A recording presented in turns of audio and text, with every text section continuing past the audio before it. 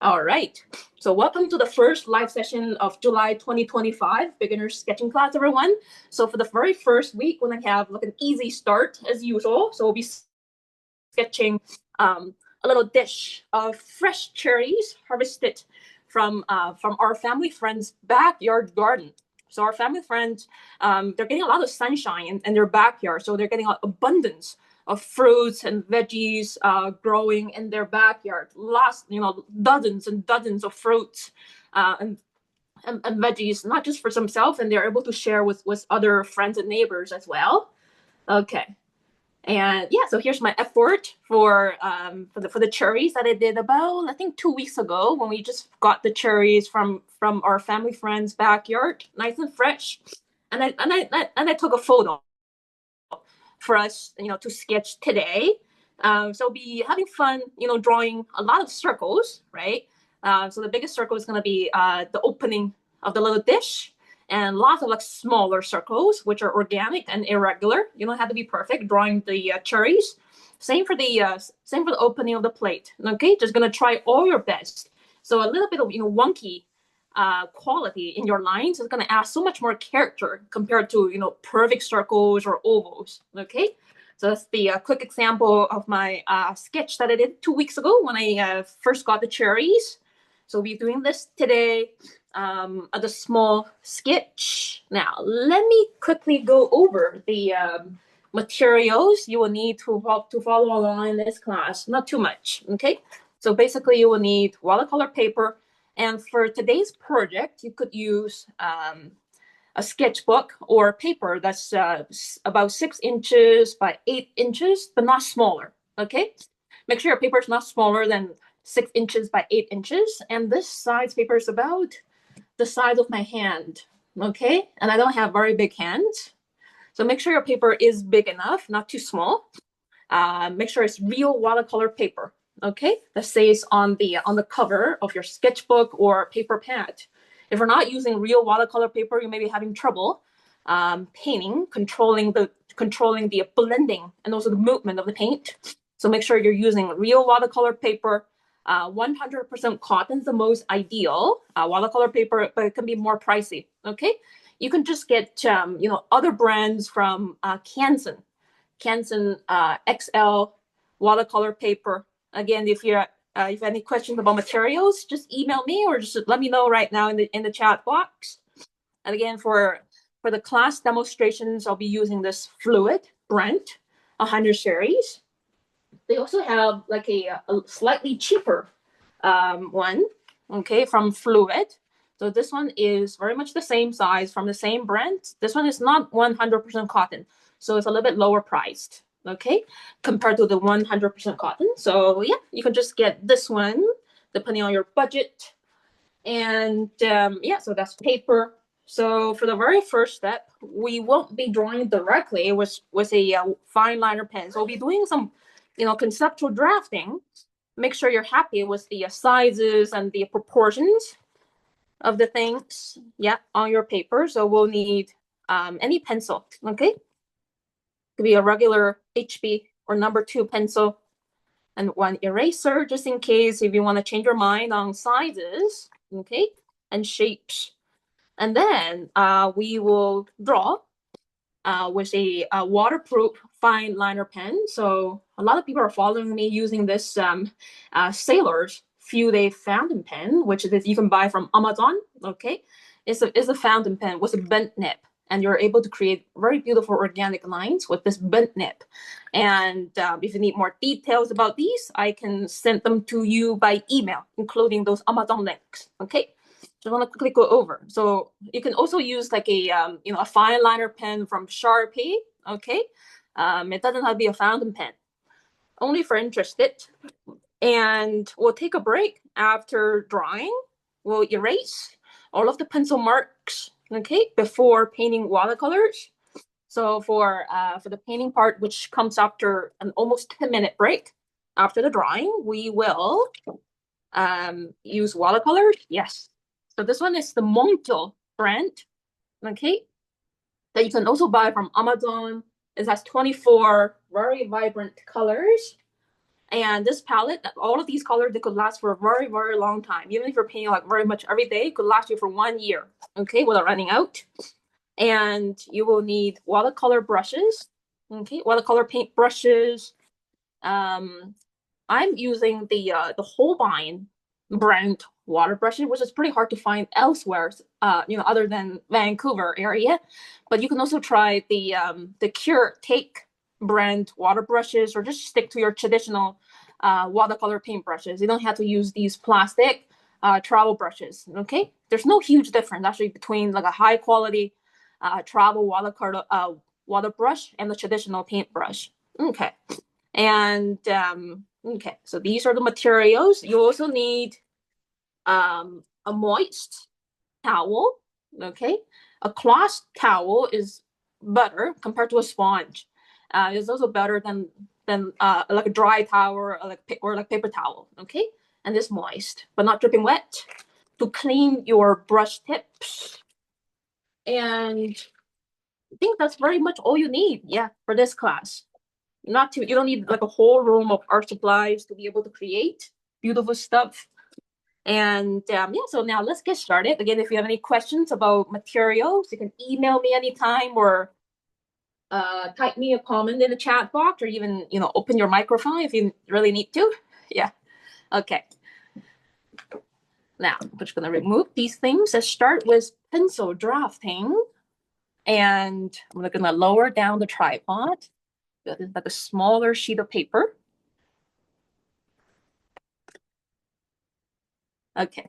Again, you don't need to work too big. Okay. If it's too big, it's gonna take you longer to complete, especially when you're following along in the live session. 6 inches by 8 inches, or maybe 7 inches by 10 inches is fine. Okay. Let's flip this open, and I'm gonna grab my iPad.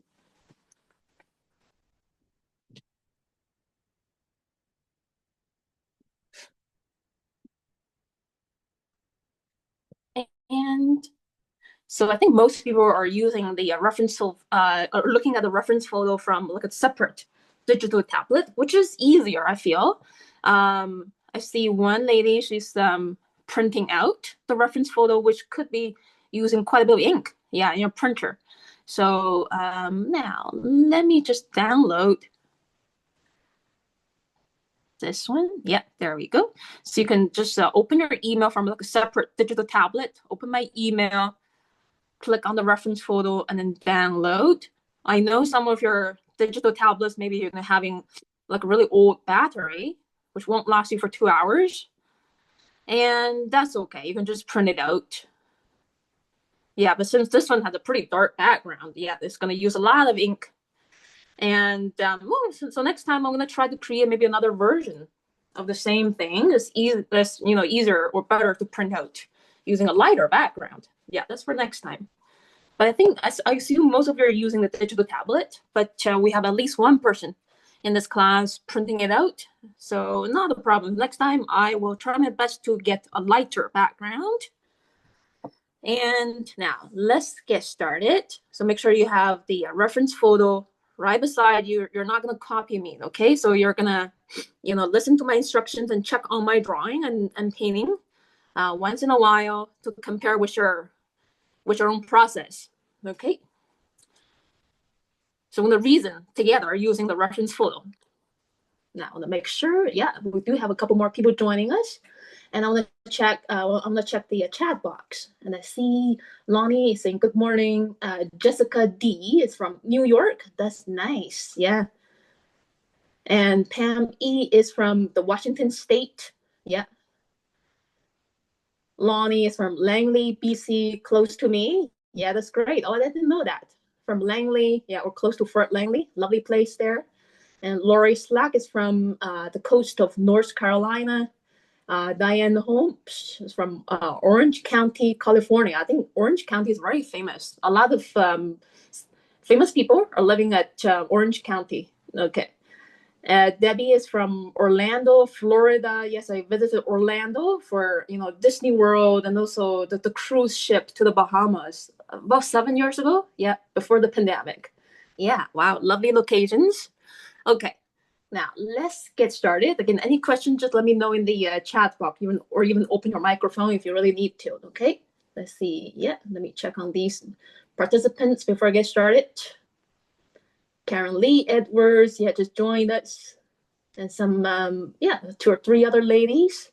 Okay, great. So when we're sketching like a set of still life, especially having vessels like plates and bowls and cups holding stuff, we always start drawing that vessel first. So in this case, is the little dish. Okay, that's the biggest shape. So we're sketching anything, including like urban sketching in the future. You always start to tackle like the biggest shape. So the biggest shape that I spot is this ellipse. Okay, the actual shape of this opening is actually a perfect circle. If you stand up from the chair and looking at from the very top, you actually see a perfect circle. But now when we're sitting down, have a natural view of like a cup or like a bowl or a dish, you don't see a perfect circle anymore. So the circle is actually getting a little visually distorted or foreshortened into an ellipse or like an oval. Okay, the lower you're sitting down, so if you're having like a 7-year-old or 5-year-old's eye level, this ellipse is going to be even smaller, okay, compared to like an adult's point of view. So let's start with that biggest shape first, that ellipse, not a perfect circle. And so I'm just going to do a conceptual little graph over here. So a circle is always born inside a square. Yeah, this is the scaffold inside the square. And then, so these intersecting lines inside the square is helping us to trace out the circle much more easily. This is very much the perfect bird eye view of a plate or bowl or little dish, right? Conceptually, now most of the time when we're sitting down at the table and looking at these openings of a vessel, the mother shape of this square is now laying down, right? The change of perspective. When the square is laying down in front of you, it looks more like a trapezoid, okay? The visual transformation, depending on these two different perspectives or viewpoints. And this vertical median line dividing either the square or the trapezoid into a left and right half, yeah, it's always in the middle. Now, what about this horizontal median line? Is visually being pushed backwards. It's always in the middle in reality, okay? But visual art is all about creating visual illusions.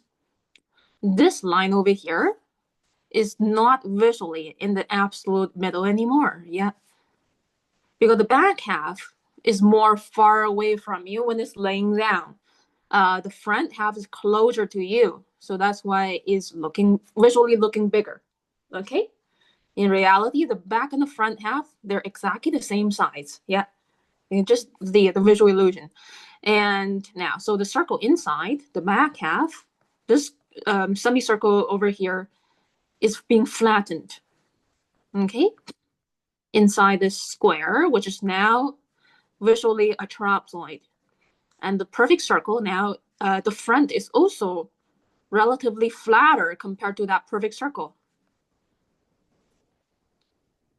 Okay, but it is supposed to be rounder compared to the back semicircle. Yeah. So that's how you can make the like the opening of your bowl and your cup and your plate looking a bit more reasonable. Okay. And so now we're going to do this ellipse shape, which is actually pretty close to a perfect circle. So the trapezoid, yeah, is not way too flat or narrow. Okay, I do it like that. And this is the side that I want it to be. I'm going to move it a little bit to the left, so leaving some space for these 3 cherries on the side. Okay, I'm going to shift it a little bit. So that's the point of creating a pencil draft. A lot of professionals, they always do this pencil draft when they're designing something. And I want the median line to be like somewhere over here.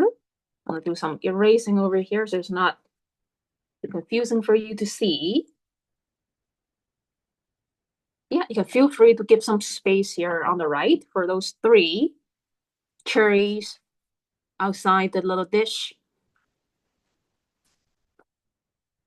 And then I want to create this conceptual line over here.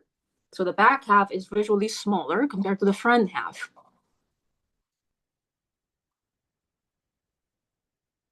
And then we can trace out, yeah, the ellipse of the little dish, which is very Asian style. Okay, so let's just trace it out. So you have to imagine that you're actually drawing something 3-dimensional when you're working things out on this 2D paper. Okay, let's just trace it out from the scaffold. I think it will be much easier if you start with, straight lines of a trapezoid. Okay, yeah. And again, it doesn't have to be super duper accurate. So the conceptual ideas are always good to know. Is your drawing is gonna look better compared to people who knows nothing about, how a circle is laying down and, from different angles. There are changes in shapes. Okay, so let's sketch the opening of the plate out. The body is easy. It's very much like a crescent shape. Okay.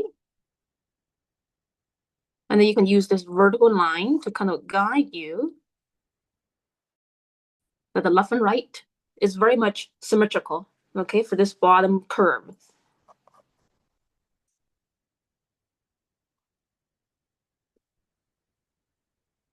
Okay, so something like that. So these, vertical and the horizontal lines are very nice guidelines.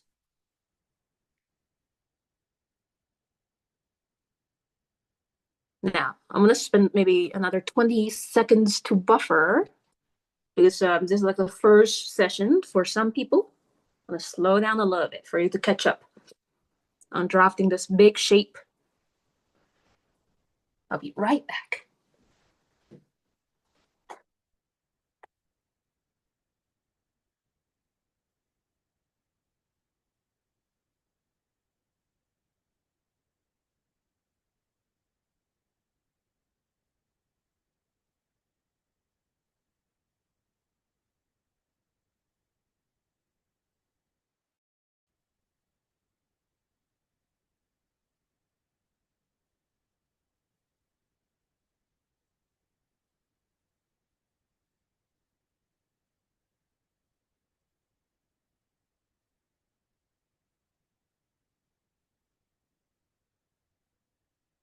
Okay, now we can move on to kind of draft these cherries inside the ellipse. Okay, but before that, you can just gently draw the brim of the little dish, which has a sense of thickness. Okay, the brown brim.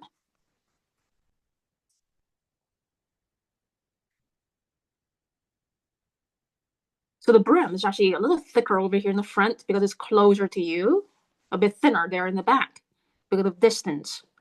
Okay, now let's start drafting. I feel like it will be easier for us to, calm down because there are actually quite many cherries in here. It'll be easier if we could get these 3, okay, right in the middle. So when you're sketching like a cluster of things, I think it's always the most ideal to draw the ones that's on top, okay, or the ones that's like in the row in a almost straight line over here. I think it'll be way easier to start getting these 3 in the middle in compared to getting this one in first. All right, so as you can see, yeah, right in the middle, taking about 1/3 of the width. So 1/3, 2/3, so 1 whole unit of the width, right, roughly. So let's get these 3 cherries standing in a row here in the middle. Okay. So I'm going to start with this yellowish one. And then vertically, each cherry is also taking about 1/3 of the vertical unit, okay? Roughly. Again, you don't have to be super duper accurate. So how I eyeball like the proportions. So horizontally, about, yeah, 30%. Okay, as well. So I'm gonna get this first cherry in, which is very much in the middle. Again, don't worry, you don't have to be exactly the same as the photo. You can draw these a little bit bigger. Actually, I think if you draw them bigger or close to life size. Now I think the first cherry is very much life size, about the size of a little bit bigger than my thumb. My thumb is very small. Yeah, like a teenager's. So again, make sure your little dish drawing is not too small. Okay, if it's too small, then the cherries inside will be looking even smaller, and that'll be hard to paint. A lot of beginners are having trouble painting very small stuff. Okay, so for the beginner stage, try to draw your things a little bit bigger. Yeah. So that's the first cherry over there, pretty close to the middle. And then, yeah, the one underneath it is a little rounder and slightly bigger, as I feel. So this closure, yes, very reasonable to draw this one bigger. A little bit bigger or chubbier. Okay. The second one. Now, third one is actually, these three are not standing in a straight line. So this one is actually a little shifted to the right. Okay. The third one on top. And it's pretty close to the brim. And you can draw this one slightly smaller because of distance. Okay.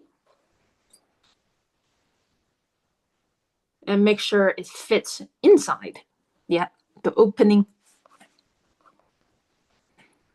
The shape is kind of like a heart, a little bit.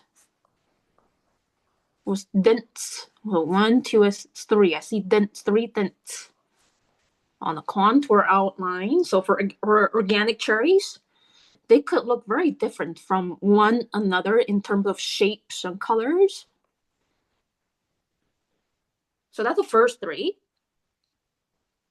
I think we can do the stems later. Let's just get these medium shapes in before we move on to the small shapes of the stems.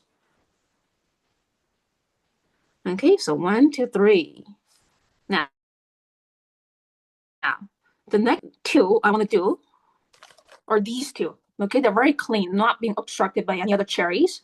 So one over here, another one over here. Okay, on the left, on the right of this middle cherry.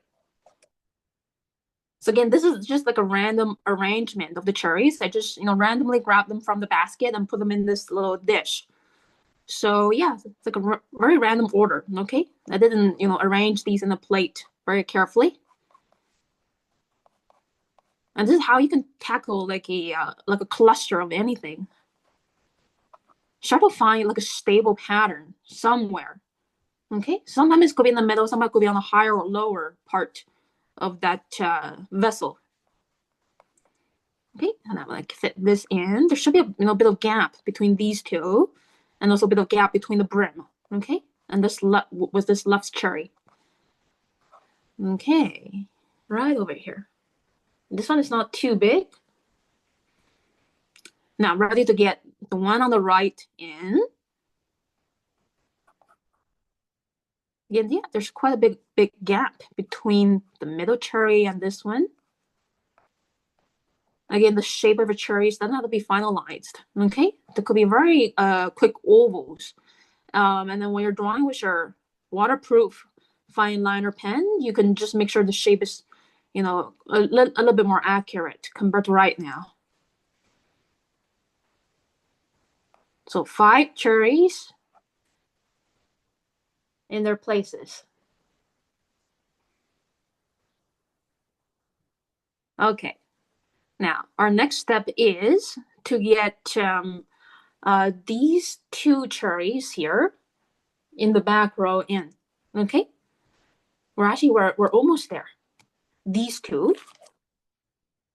Let's just ignore all the stamps. Just get these medium shapes of ovals or circles in. So 1, 2. Okay. These two are kind of snuggled closer together. Actually, these three, yeah. A little bit of overlapping. This one is going beyond the brim here in the back.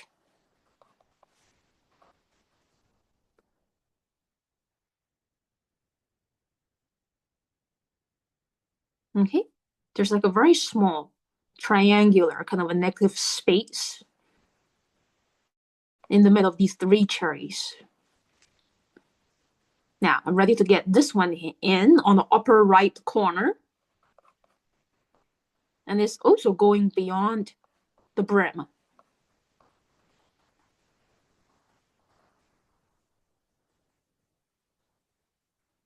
Okay, so the cherries here in the back row, they don't have to be way too big, okay, to show a sense of distance. I know in the photo, I think the ones in the back, they look not that small, okay, but you can feel free to shrink the size of these ones in the back a little bit if you want to.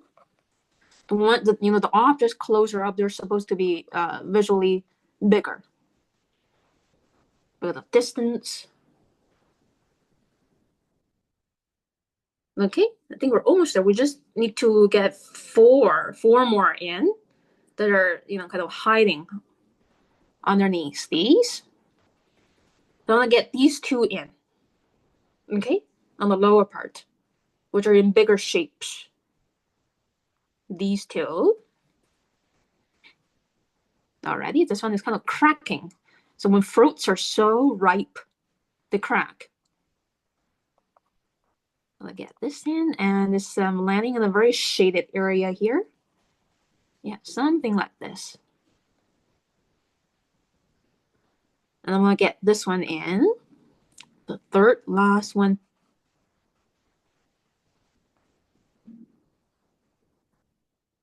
And this one is quite big, yeah, despite the obstruction here on top.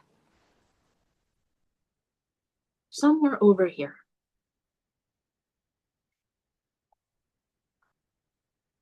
Okay, and then I think we have maybe two more to spot. They're here in very small shapes. So you see, you can just use one short little curve to define it, to define its existence down there. And the last one that I can see is here. So one curve and another curve over here, yeah, to define it.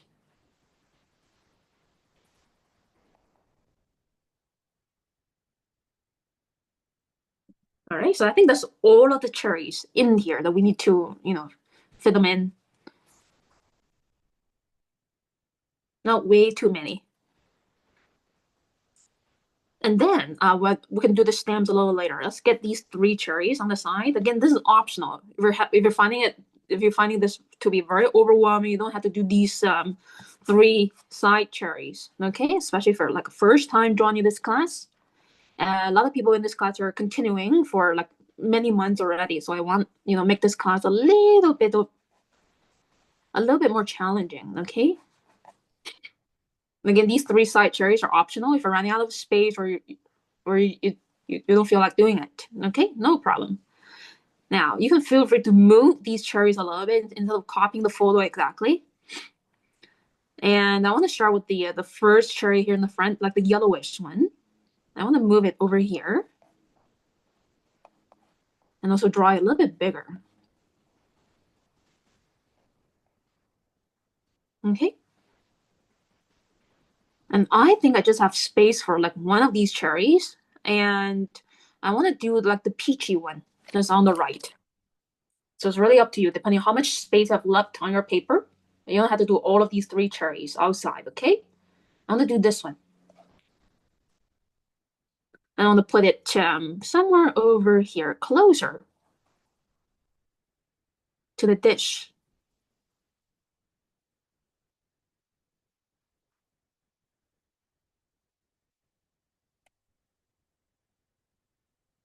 Okay, yeah.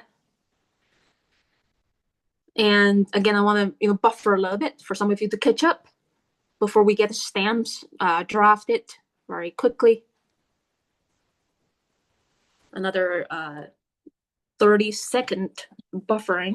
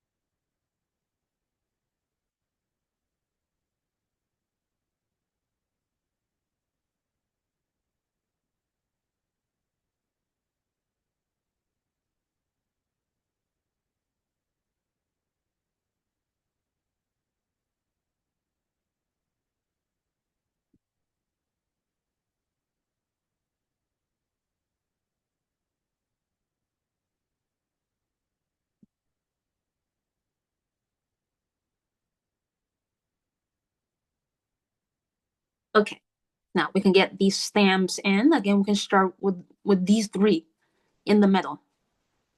Yeah, this middle one, the stamp is going very much, vertically, like 90 degrees, straight up. On the bottom of the stamp is somewhere over here on the higher part of the shape, right? And it's very easy to figure this out. It's going pretty much perpendicular to the horizontal guideline. Again, these shapes, they don't have to be finalized, so try not to stress too much when you're pencil drafting. Let's just get the right directions of these stamps in, okay? It could be a single line. It doesn't have to be a double line forming the final shape. This one is going to the left this way, like pointing to like 10:30 or 11 o'clock. This one here, the stamp is pointing at maybe like 11 o'clock.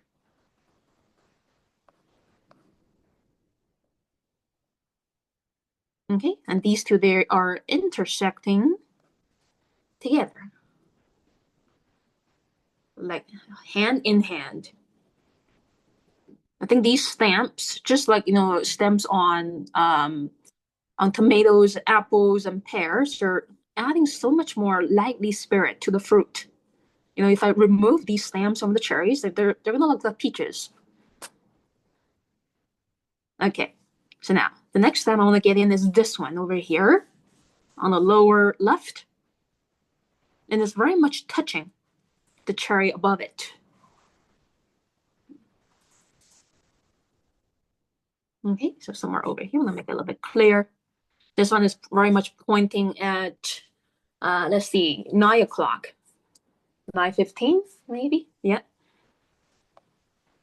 Now let's get the dent in for this one. This one is pointing at, let's say 11:30, kind of going this way.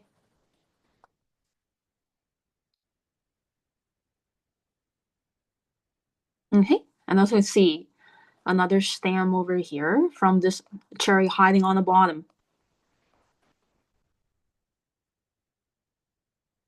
And then for this one, I'm gonna bend it a little bit so it fits inside the paper. Okay, so this one over here is going very much straight and it's bending at like a 90-degree angle. These two stems, I think they're joined together. They were growing in the same group when they were on the tree. Yeah. This one over here, they're connected. This stem is over here is pointing at the 1 o'clock mark.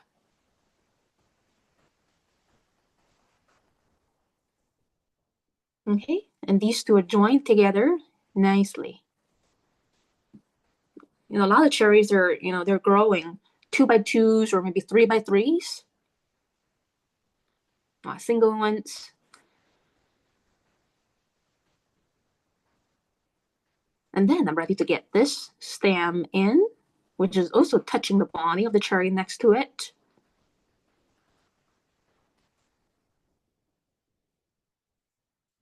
The stem for this one, hiding on the bottom, is sticking out from here.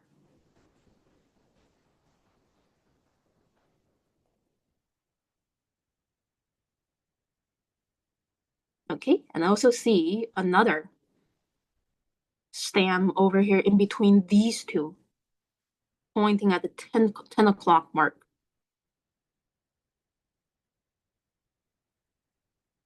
And another one over here. Yeah.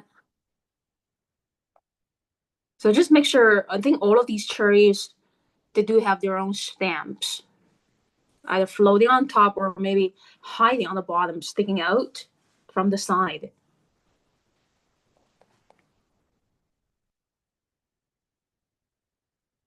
Okay, now they're looking much more lively now with these little, kind of like little arms dancing inside the little plate. And the stamps for these two or three outside, they are much easier to figure out. This one is pointing like 12:30. This one is pointing like at 3 o'clock. Yeah. Like the very end of the stem close to the twig is a little thicker. Okay, having like a brown clump on the end.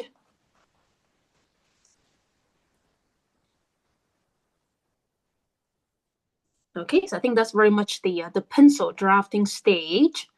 And yeah, we'll take a very quick break before fine lining.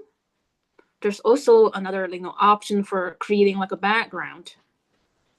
So for my original sketch of the cherries, I painted the like the background. Let me move the tripod a little bit this way.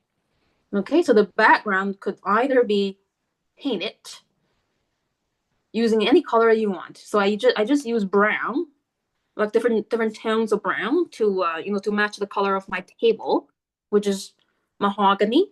Okay, red brown, or you could do something like the way that I sketched the raspberries is to use your fine liner pen or a colored pencil, colored marker to draw like a platform. Okay, on the bottom of the dish. Okay, so everything is now landing nice and stable on your paper. So there are actually roughly two ways to create like a background. You could wait for painting, or you could use your fine liner pen or color pencils, markers. Okay, it doesn't have to be black or brown. It could be like a colorful outline platform. Okay, something like this. And now let's take a quick break before fine lining. Let me check the time. It's 9:45. But yeah, fine. Let's take a break for, let's see, 2 minutes because it's the first session of a new month. We'll come back around 9:47. Okay.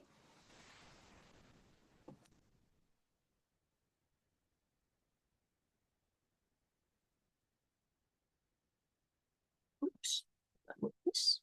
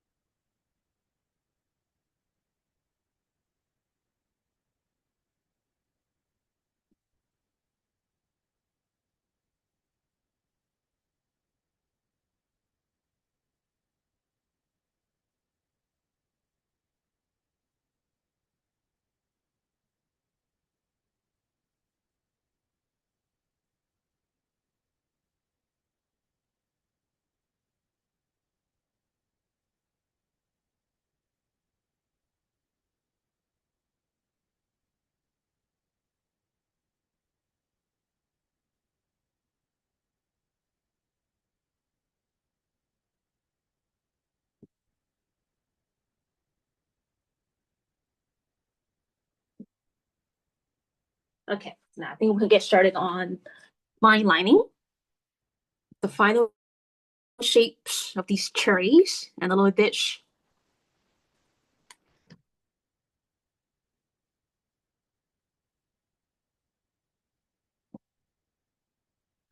Okay, so now I think we can start to draw all of the cherries first and then do the contour outline of the little dish opening. Okay, so I think we can start drawing the cherry here in the middle, like the leader of the group of cherries. And it has a pretty clean contour outline without, any other things around it. I'm going to start with the contour outline here on the left. You can pause a little bit because the stem of the one next to it on the bottom is kind of overlapping on top. And then here, I see a bit of dent. So the line is going down a little bit. So I'm going to skip over here to leave some space for that stem standing tall.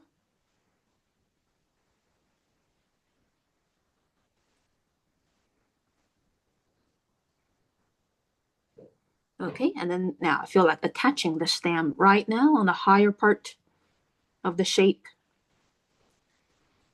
I'm going to start with the base, okay, which is also kind of like an ellipse, but much more organic. It's kind of like a collar, kind of a shape. And then I'm ready to get this green stem all the way up, and it's a little bit wider here on the very top.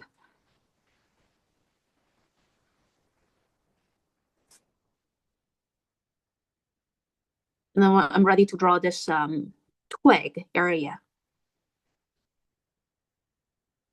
which is turning brown. Things has been always brown because it's the woody twig area, adding a bit of rough texture.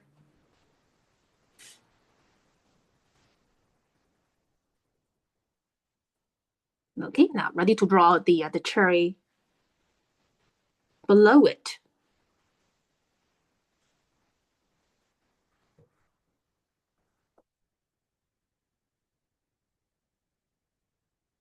And then, so visually, the dent holding the stem is very much in the middle of this cherry because of the angle that is facing us very much directly. So ready to start with the disc shape of the base.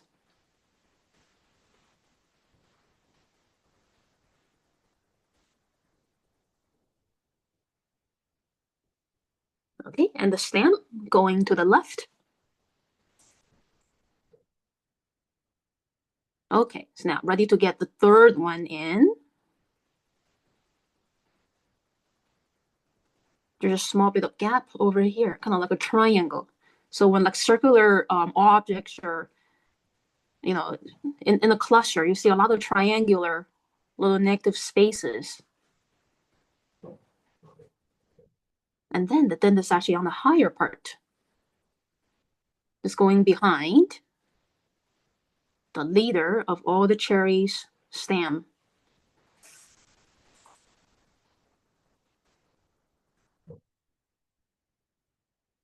So this one is a little chubby here on the side,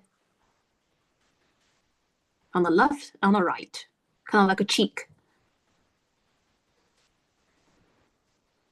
Okay, so that one has a really special kind of a cute shape.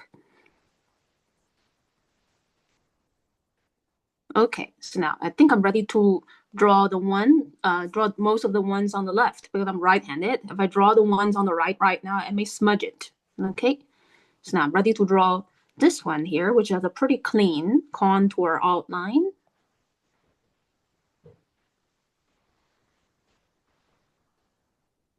Yeah, and there's a gap between this and the leader of the group.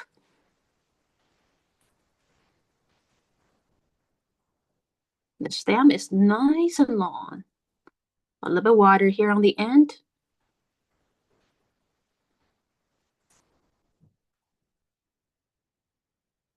Okay, it could be like a nice practice, to draw these very thin shapes of stems for beginners. Just practice, how to steady your hand. If your lines are a little shaky, no worries, okay? And all of our hands are kind of shaking a little bit. As humans, we're not robots. It's always nice to have a bit of shaky or slightly wonky line to show that this is like a drawing done by a human. It has temperature, sense of energy and personal expression. With slight bit of shaky or wonky lines, no worries about that.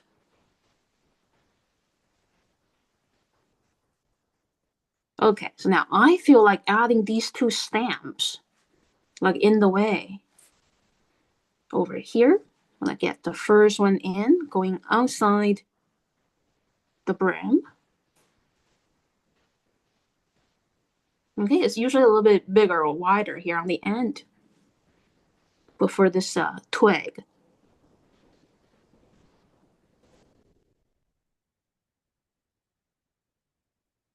ready to get this little clump that used to be attached to the twig. For these two. Now, ready to draw this shorter one, which is looking a little wild. So a lot of artists, they like to draw organic stuff with very wild contour outlines and textures.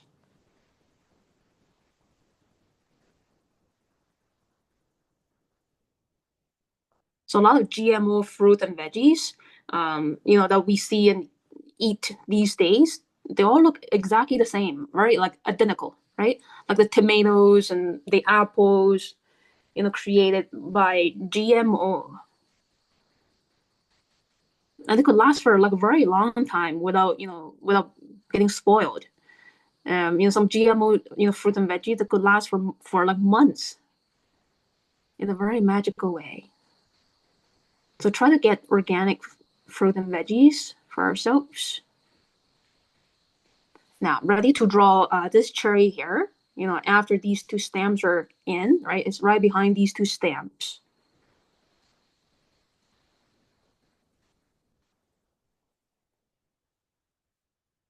Yeah, there's a bit of negative space over here. There's a kind of like a triangular, kind of a negative space in the middle of these three. So when we're looking at these small negative spaces, in the photo or in reality, it can help you to get the actual shape or objects even better. Now I'm ready to draw this one that's cracked. Yeah, bursting with juice. I get contour outline the middle one. I think it's in the front. The dent.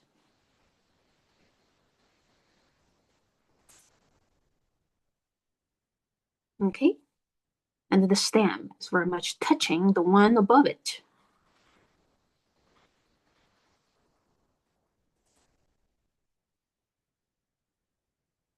And the attachment. Little clump to the twig.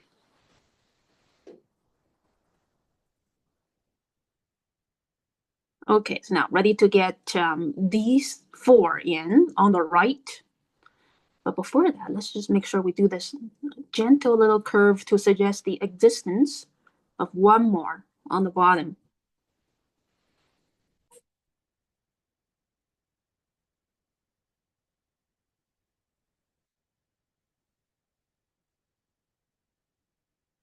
Now, ready to get this one here in the middle on the right.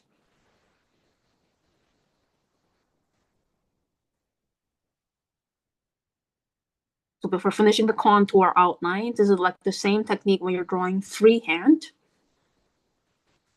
You don't have to finish the contour outline when you see like something in the way that's on top of your big shape. So take a break. Now I want to go to the base of the stem, which is very circular from this angle.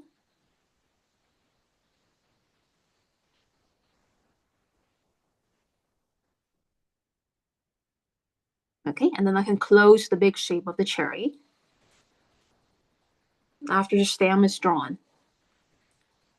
Now I'm ready to draw its twin. They were growing together on the same tree.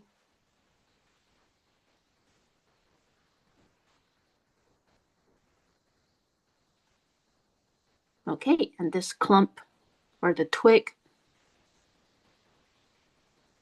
was glued to it. Okay, so these two, and then I'm ready to get this horizontal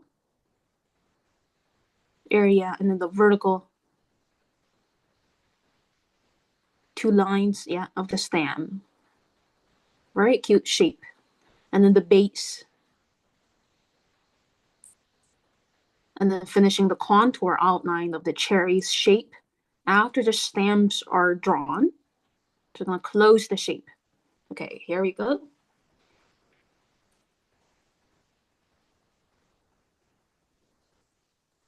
Okay, I think we got two more on the bottom. There may be like a very tiny little triangular negative space between these three here. Now, let's just get the stem in right now, just touching the cherry next to it.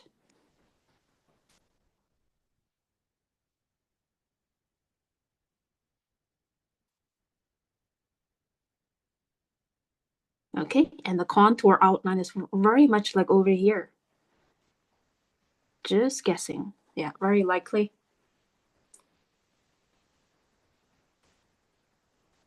And I'm gonna close the shape of this peachy shape. This cherry is just so much like a little peach. And then I see, yeah, the last one hiding on the bottom.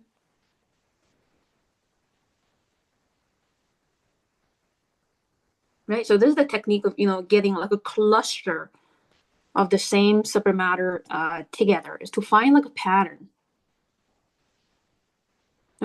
Well, sometimes it could be in the middle or like on the side, like 3 in a row, 3, 4 in a row, right? You get those in first. This is like a very stable pattern.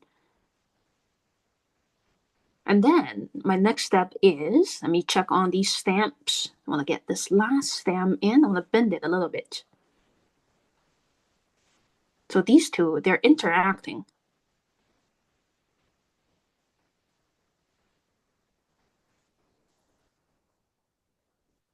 Okay, so feel free to bend these stamps if we're running out of space. That's, one of the ways to cheat as an artist. Okay, I also want to get this stamp head in. And this, the end of the twig.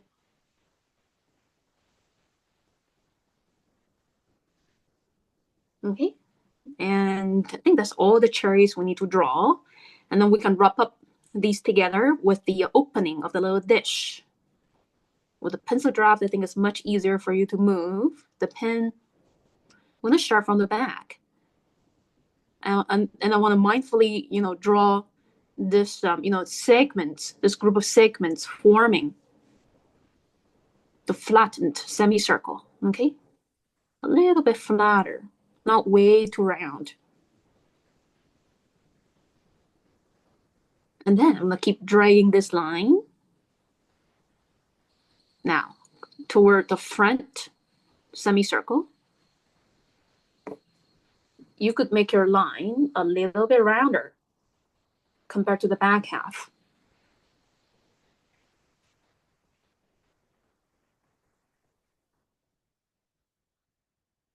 Okay, and then let's just keep dragging it, no obstruction until here. Oh yeah, one last little stamp in the way.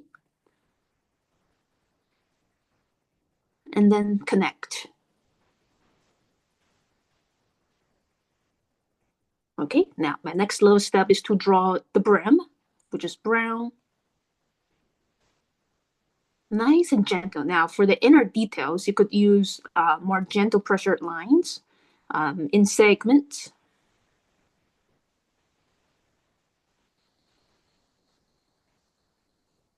And then the brim is visually thinner here in the back because of distance. Is exactly the same when we're drawing cups and bowls and other round circular vessels opening. A little bit thinner and fainter there in the back.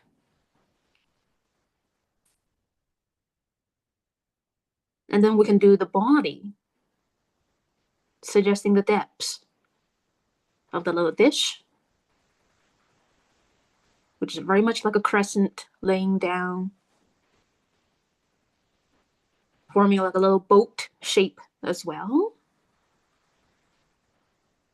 And then you can accentuate on the bottom curve a little bit to show weight. So the contour outline area where it's, touching the shadow is usually looking heavier. So this is where the shadow begins. The contour outline could be looking heavier.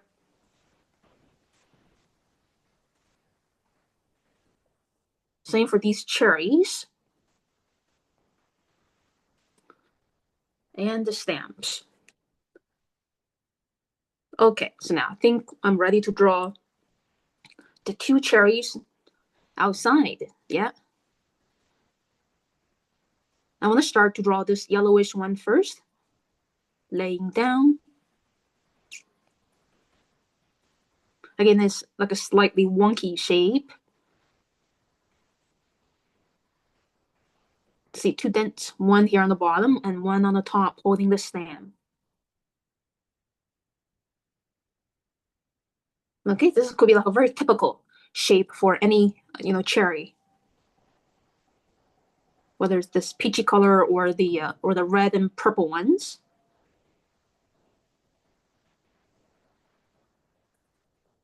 The stem and the brown twig area.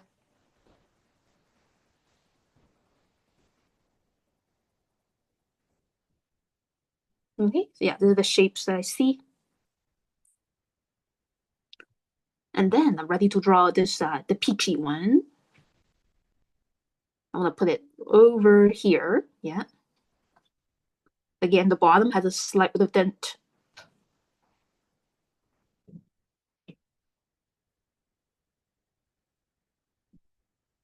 Okay, make sure we all have, a slight bit of dent when drawing cherries.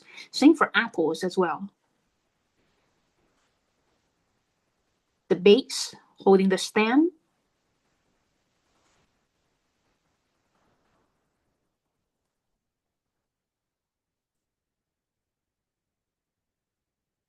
Okay, so that's the this group of cherries. They're like very interactive. It's kind of like a dance party of cherries. We always need, sense of imagination when you're creating art, even if like drawing from observations. You have to have, sense of imagination to make the process fun for yourself and be able to express something that other people can't express. So now imagining these, like a dance party of cherries.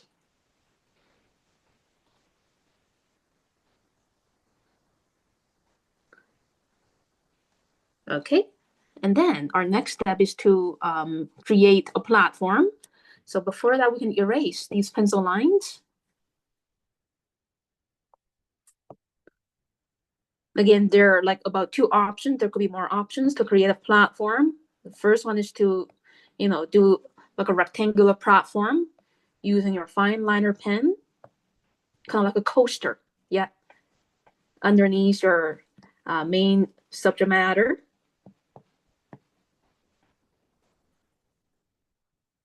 Or you can leave the drawing the platform for the brush pen. Yeah, for the watercolor paintbrush. Okay.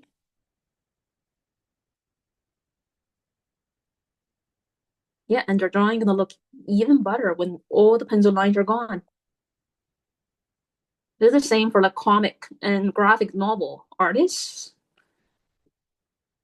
They always need to do like a pencil draft and send it to their editors for approval before inking.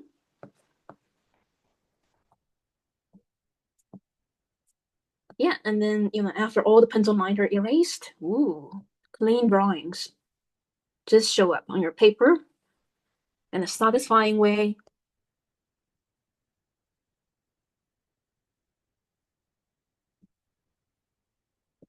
Okay, I'm just gonna dump the pencil dust, the eraser dust.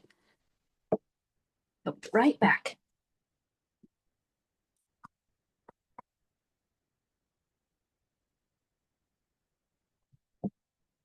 Yeah, and you get a very clean drawing.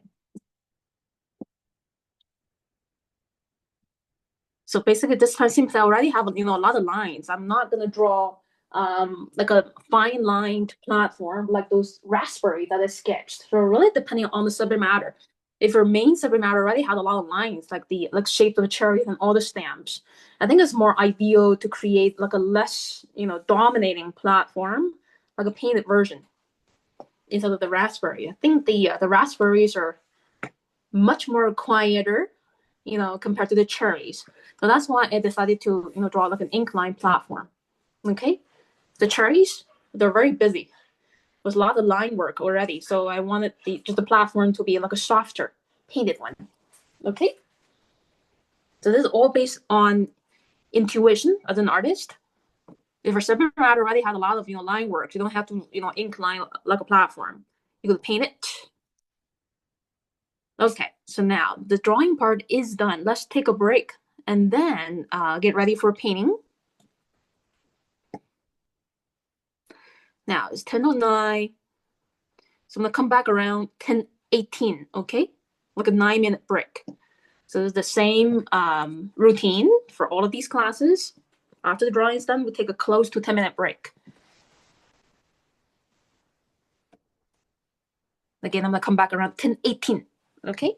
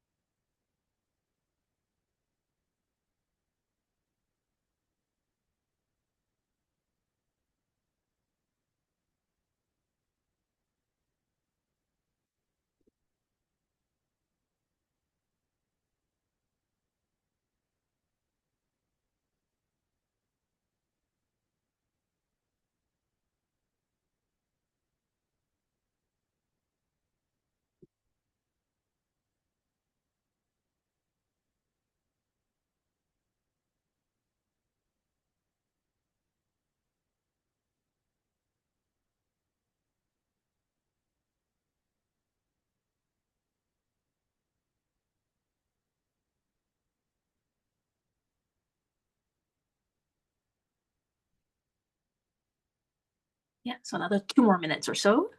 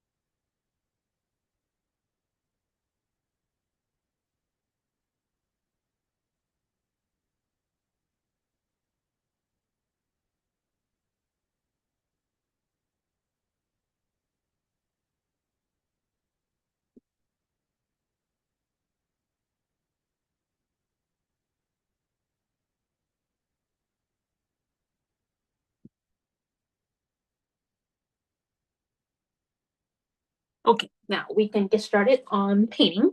But before we actually paint these cherries, let's do some trials. Okay, let's do some trials before we actually paint our good drawings. And yeah, it's like our usual routine as well. I'd like to demonstrate, some pretty basic and the essence of watercolor techniques, okay, on a separate sheet of watercolor paper, which is just like a scrap sheet of watercolor paper. So yeah, when you're doing these classes, like any of these, watercolor classes, make sure you have some, spare scraps sheets of watercolor paper. It could be like bigger sheets cut into like smaller pieces, or those leftover paper from your other painting classes. Make sure it's watercolor paper, okay? So you can test out your techniques, and it will work very much the same way as on your final painting. So these are like from the previous classes, a lot of trials that I did with these beginners class. Yeah, I like to do a lot of little color swatching and also blending techniques with these beginners classes online and also in person as well, just so we don't mess up, yeah, on your good drawing. Okay, so now I think I'm gonna use the back of one of these sheets, which is this one. Okay, again, I'm using the same brand as my drawing of the cherries. It's fluid, but like a lower grade, like student grade. I think this is more like student grade. The one I'm using drawing the cherries is the professional grade. Student grade is usually not 100% watercolor. Sorry, not 100% cotton. Okay, it's probably just like a lot of woody stuff, yeah, inside the paper. But I think the paper quality is good compared to the other ones out there from Fluid. Okay, even though if it's not 100% cotton. Okay, now let's do some trials on this small sheet. Now I want to show you the pure colors you will need from your palette. Okay, and then we'll mix around a little bit. There won't be way too much color mixing. Okay, I'm gonna just move this around. And so let me show you. I think we need 1, 2, 3, 4, 5, 6, 6 pure colors from the palette. Let's start with the cherries. The first one we'll need is like a yellow. It could be cadmium yellow.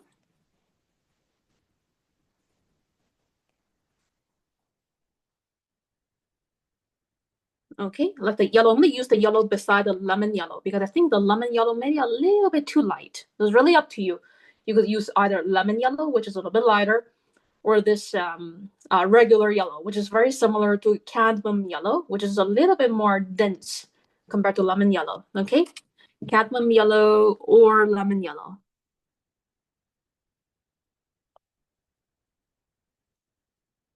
The next color we'll need, to get the peachy blending on the cherries on is orange. Okay. Some part of these cherries peels are a little bit orangey orange, which is the color right next to yellow, which is this one right here. And the next color I'm going to use is this permanent red. I'm going to use P as permanent because the word permanent is very common in naming these watercolors. Okay, so P for permanent red, or you can use any red or magenta from any watercolor palette. Doesn't have to be permanent red. Okay, and I'm going to show you like an optional color. Okay, if you're using a 24 color palette, you probably have like another pink or like magenta. So now I'm going to use permanent rose as well for a bit of color variation. Because some of these, reddish areas are actually a little bit pinkish. Permanent rose. So it's optional. If you don't have that, that's okay. You can stick to just one red. That's fine. And then I'm going to use, so these are all the colors for the cherries, the pure colors. And then we will need those cold colors. I think let's just stick to 2 pure colors from the palette. Let's just divide it. For the little dish. So I'll be using Viridian Green. I think in the Montiel palette, they just name it Viridian. So Viridian is very much like a grass green. I'm also going to mix a little bit of cobalt blue into Viridian Green for like a turquoise color for the little dish. Okay, so cobalt blue.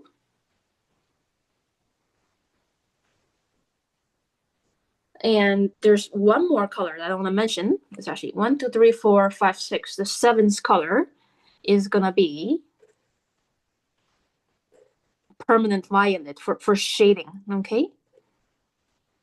Again, P for permanent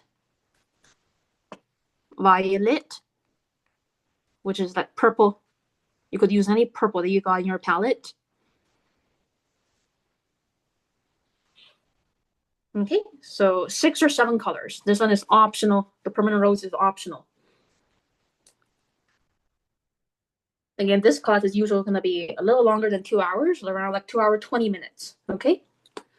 Because I just want to take things slowly, especially for those first timers joining this class, easier to take it. So cadmium yellow, let me just test it out over here. Yeah, it's a stronger yellow compared to lemon yellow. Actually, I don't use lemon yellow that often. Most of the time, I like to use this cadmium yellow. The tone is a little heavier and more saturated as well. And the next pure color I'm going to use is this orange right beside the yellow. These colors are arranged in the palette really logically, yeah. Orange. Clean my brush. So every time you switch to a different color, make sure you maybe rinse your brush in a clean water container. Probably a little drier on the towel. Where you're using like a water brush, you probably have to squeeze it to clean it. So you have to fill the handle area or the cartridge area of your travel watercolor brush with tap water. Okay, I think I can explain more. I do have like YouTube videos explaining how to use these travel watercolor brushes. Okay, so if you're having trouble, you'll learn how to use it. I can send you the link to my YouTube video. It's very easy to use after playing with it for a few times. And the next color I'm going to use is this permanent red. Okay, the color beside orange is actually red orange. After red orange is permanent red.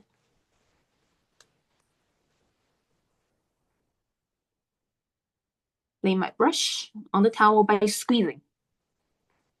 You also have to squeeze maybe a drop or two of water onto these cakes and rub on it. And the color next to permanent red is permanent rose. So depending on the species of cherries, yeah, most cherries in the world, I think they're more rosy and purplish, like this. The ones we have today, they're very peachy. Okay, now I'm gonna clean my brush. I'm gonna grab this Viridian green, which is the third one here on the bottom row. 1, 2, 3, third one. And the Viridian green could look very different from brand to brand. Now I'm gonna clean my brush and show you the look of cobalt blue, which is the 1, 2, 3, 4, 5, 6, the sixth color on the bottom row. Cobalt blue, which is very similar to ultramarine blue. You could also use ultramarine blue instead of cobalt blue. Now I'm gonna clean my brush. I'm gonna grab permanent violet, which is 1, 2, 3, 4, 5, the fifth last one, okay, on the bottom row. So 1, 2, 3, 4, 5. This is permanent violet.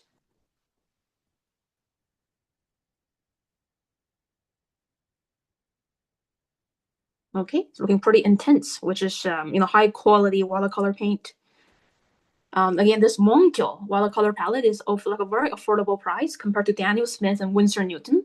This 24 color palette from Daniel Smith or Winsor Newton could cost like $200, but this one has cost only like $35 on Amazon. Okay, much like a much better deal, and almost the same high quality, which is really amazing. Yeah, for just $35, you get very high quality paint. Okay, so now the next step is that we're gonna just play with, blending a little bit and also using the good brush marks to paint these cherries. Okay, now I'm gonna do like a little trial over here. You can just quickly draw like a circular shape, okay, of a cherry, or 2 or 3. I'm gonna show you how, the proper brush marks you're supposed to use when you're painting fruits, like apples or like tomatoes. That could be just like random, quick, circles. So outside each shape, I'm gonna show you how to blend very loosely, and also some brush marks over here on the right. Okay, so I'm gonna start with pure cadmium yellow. And it's quite wet. So before it's dried, which could take 5 to 10 minutes, you have a lot of time to grab the next color, which is orange. I'm gonna put the orange a little far away from the yellow, okay? And I'm gonna keep, moving it into the yellow to blend them together nicely. So when you're blending two colors together, you could start, blending the second color in a little far from the first color and then just drag it into it. And just let these two colors merge together softly. So after about 5 minutes, the blending is gonna look a little softer. Okay? And then let's do another trial. Now, I'm gonna blend a little bit of orange with permanent red.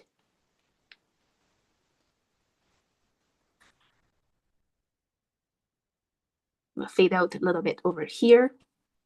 So make sure your paint is quite juicy, okay? If you're using a very small, tiny brush, the layout of the paint is not gonna be juicy, and it's gonna be hard to blend smoothly. And I'm gonna grab this permanent red. I'm gonna start a little far from it, not right on top of it. And then keep dragging it closer to the orange. You may have to reload your brush with more heavier tone of permanent red, okay? And this is the charm of watercolors. The blending is not gonna be looking so perfect like using color pencils or like acrylic or like oil paint, there's also like the force of gravity helping you to, pull these colors together with the help of nature. And the key about blending using watercolors is try not to rub too much manually, blending two or more colors together. Okay? If you keep blending on, you may be scooping the colors away and leaving some strange, bleedings or like bloomings happening that's looking very unnatural. Okay? So this is like the very basic way of using watercolors to blend two colors together. And you could blend like a third color, right beside the red before it's all dried. Let's just have fun. I think the shading color for red could be permanent violet, which is like a very commonly used colors when we're painting shadows. So I'm gonna grab permanent violet. Okay, I'm gonna start a little far from the permanent red and gently push into it without too much, disturbance with the blending. Gently push the purple into the red and just let it be. Okay? And I like this, the bit of natural blending with the help of gravity. The orange and red are blending pretty smooth compared to maybe 2 minutes ago.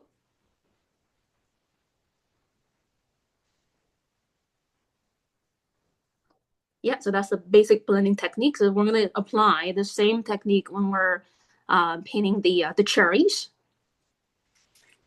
You can also mix these colors around a little bit. So some part, the color of the cherries could be like a peachy color, which is between orange and red.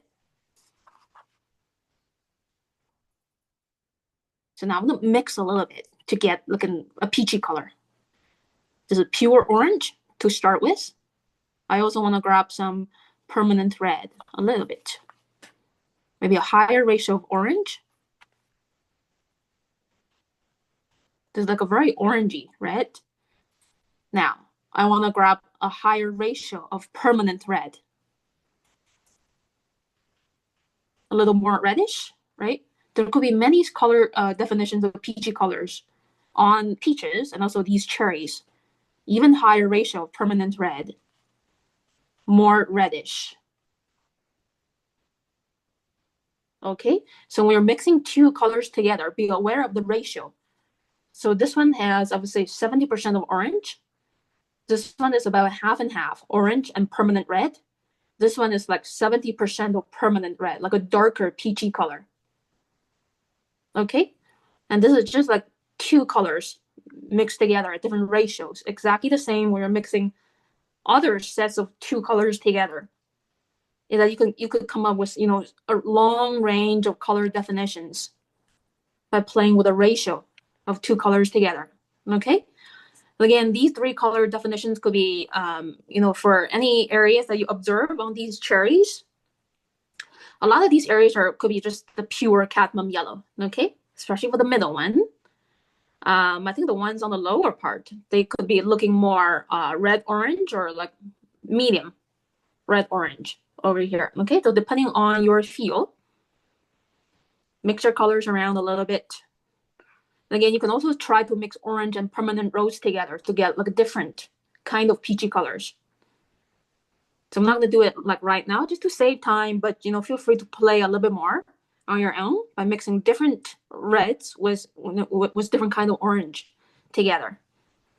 You'll get different color definitions, and that's the fun about painting, is the mixing process, creating your own unique colors. And yeah, so that's very much all the colors and the basic blending techniques that we'll use for painting the cherries.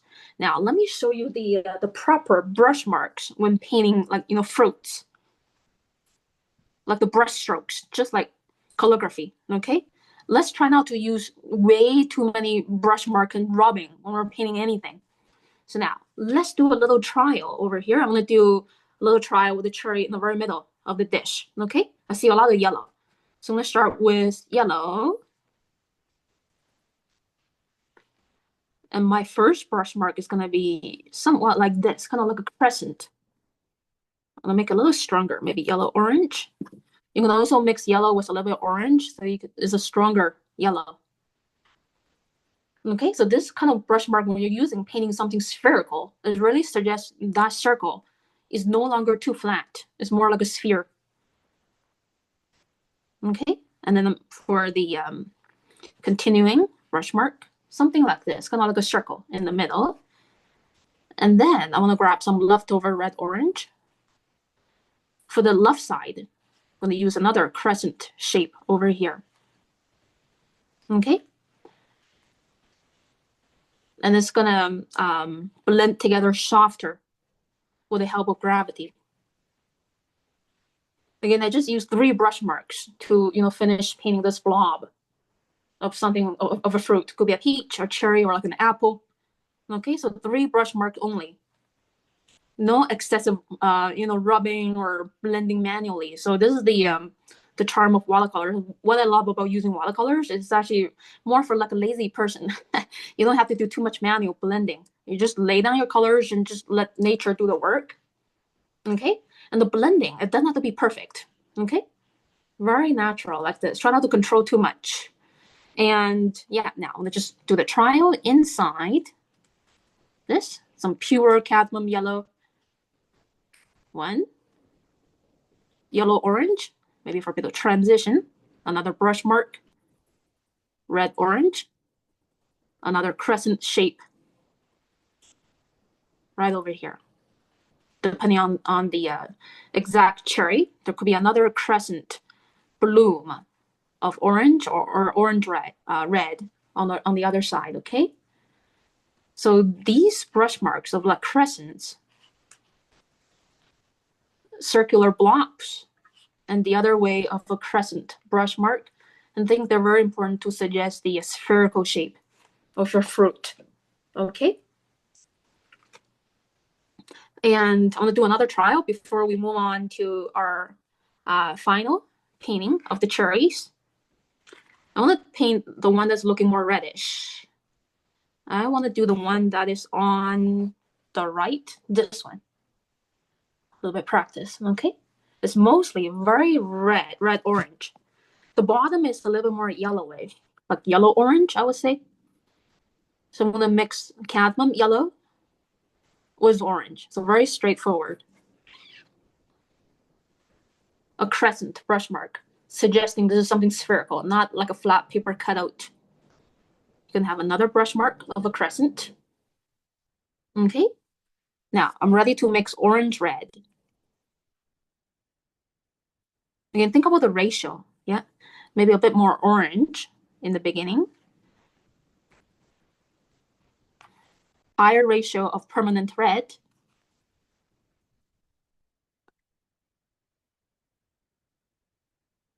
And another crescent, kind of a brush mark. Okay, to blend with it. So a lot of curving brush strokes. And also these circular blobs.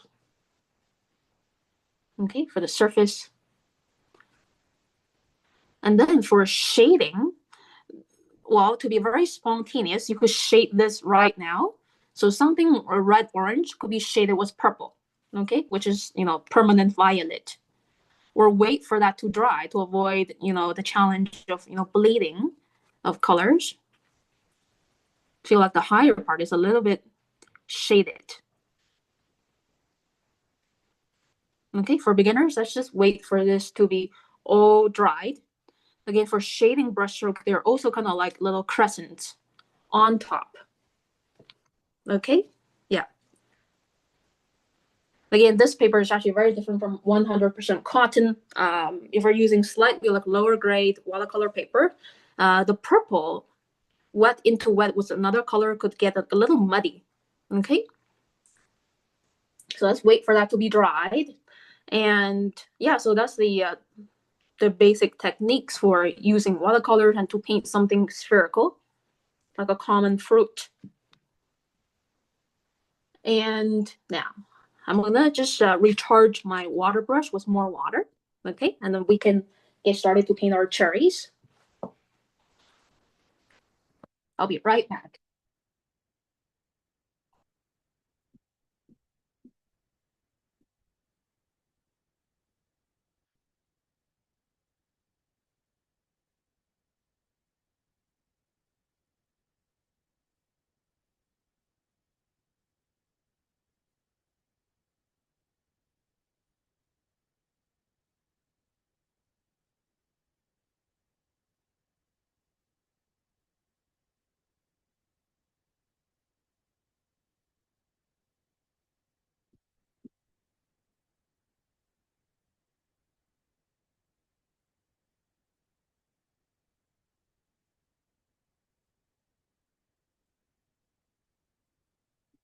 Okay, so now I think this one is all dried.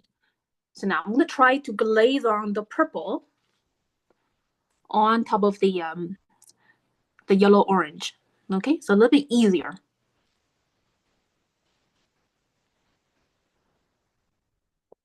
So I think it could be easier if you could, paint your shaded areas on your cherries after the pure colors are all dried. Okay, this is looking okay. Yeah, it's actually super intensely shaded for that red cherry there on the right. And shaded areas on something spherical, they're usually in crescent shapes. Okay, the crescent could be smaller. When your room is very bright, the crescent could be bigger. When your room is darker, okay, was less lighting coming in. So now I'm gonna remove the sheet. Okay, you can keep play around a little bit after the live session. And I just want to move this into place. And let's start painting these cherries. The key is to be a little spontaneous. No excessive brushworks or rubbing. I want to start with the one in the middle, okay, which feels, the easiest. It's mostly yellow. So I'm going to start with cadmium yellow. Again, if you're tired, you can just leave the painting part for, after the live session, because we do have some first timers here. Just finish your drawing, okay? By the end of the live session, no need to rush. I'm gonna start with this yellow over here. And here on the right side, I see a little bit of, peachy colors. And I do have some leftover peachy colors here in my palette. You could lay that color right on top of the yellow before it's all dried, okay? And here I'm using like a crescent shape of a brush mark. Now, there is like a little bit of a pure white highlight on something glossy, okay? On something plastic or glass or a shiny fruit. So I'm gonna try my best to go around the highlight spot, or if you overpaint it, you can always use like a white paint marker to do those white highlights later, okay? When your paint is all dried. So now I'm ready to grab some permanent red.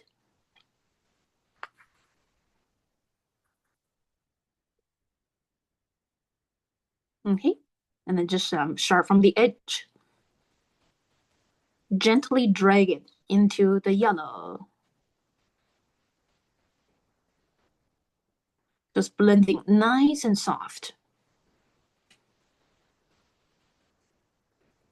Okay, and then we can always add some retouches of heavier tones later. This is the first layer. It could be a little pale, okay? We can add some retouches like stronger tones in the next layer.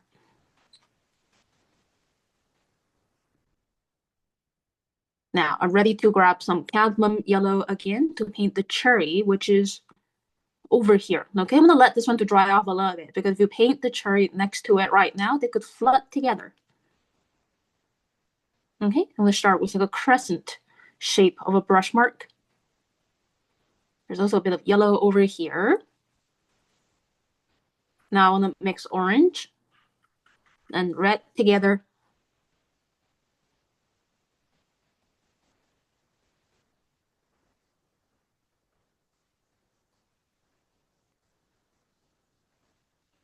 And you can always have your second color kind of on top of the first color.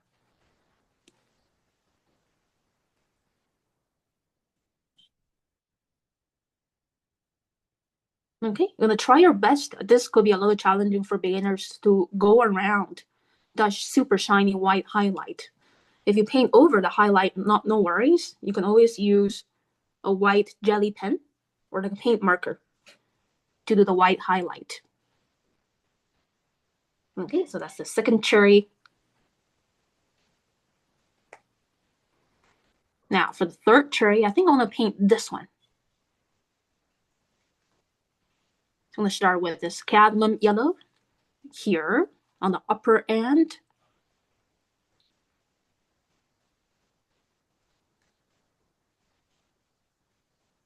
Okay, I'm going to paint a little bit more yellow because I think the yellow is merging subtly with the peachy colors.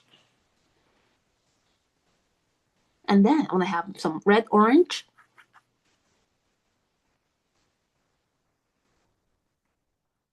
Crescent shape brush marks. Another brush mark and another crescent shape. A higher ratio of permanent red to wrap around the right edge. Okay, and just let gravity to pull them together. Again, your color blending doesn't have to be exactly the same as the photo. Okay, you're only using the photo as a reference to express yourself using these colors. Okay. So now, I love the way that these cherries are all having their own special, color scheme. I think these are more interesting to paint compared to those, dark purple cherries, which are looking very much the same. Now, my next one is gonna be this one. I think my first cherry is moist, not flooding wet. Okay, so make sure this one is not flooding wet before you paint this one here on the bottom. I'm gonna grab some cadmium yellow to go around the dent.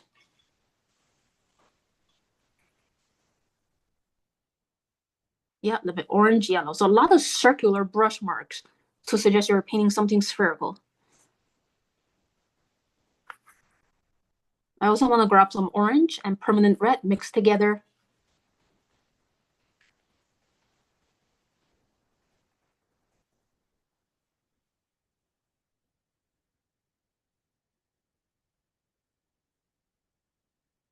Okay, then push it on top. And I tried my best to leave this part paper white for the shine.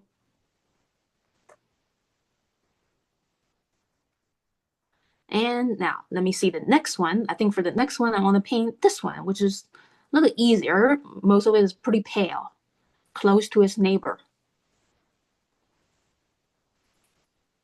Again, don't worry if your color scheme is not exactly the same as the photo. The photo is only a reference. The goal for an artist is not to copy the photo or reality exactly. Okay? Yeah. Focus more on personal expression, how to blend these colors nicely, but don't have to match the photo. I get the yellow in first, and then the orange red. Nice and soft. It could be a little diluted to make it softer.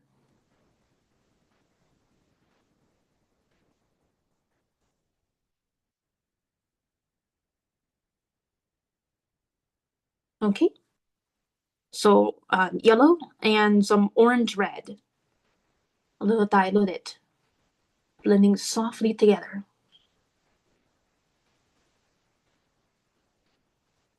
Yeah, never mind. It's still online. It's just Karen Lee Edwards and Catherine had to go early. No problem. Again, thank you all for joining the live session and stay for like 2 hours straight. Because it's not easy, to focus your attention on something for 2 hours in today's busy world. You're all doing great. Okay, and my next step is, I think I want to paint this one over here. All right. Or you can paint any of these cherries as you like. I think the ones on the bottom, they're very similar, very reddish. I want to paint this one first. The yellow here on the right half. So when we're painting something colorful, you always start, painting the lightest tone of a color first. So yellow is the lightest toned color in the whole color world. You start with yellow, and then the orangey, red, and then red-orange. Okay? This is very similar to painting like a sunset sky as well. The color scheme, very similar. But for sunset sky, I think it could be a little easier. Most of the time we could just use long, bold brush marks to get it done. For painting fruits, like these spherical ones, use more round, circular, or like crescent shaped brush marks.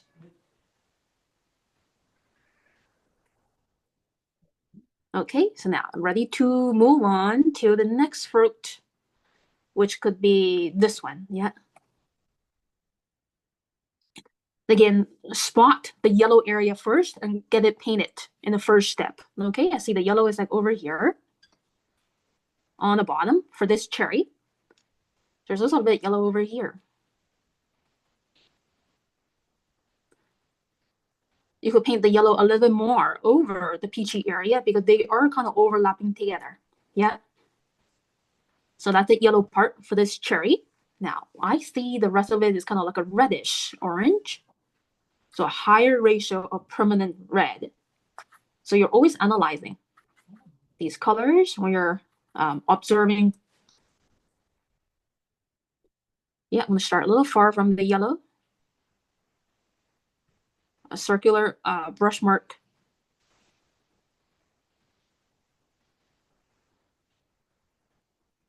Another crescent-shaped brush mark. I'm going to clean my brush on the towel gently. And just drag this red-orange over into the yellow. Skip around to leave these paper white spots for the highlights. Again, if you're not able to, skip around and leave these parts shiny white, that's okay. Just paint, okay, all over and leave it for the white gel pen.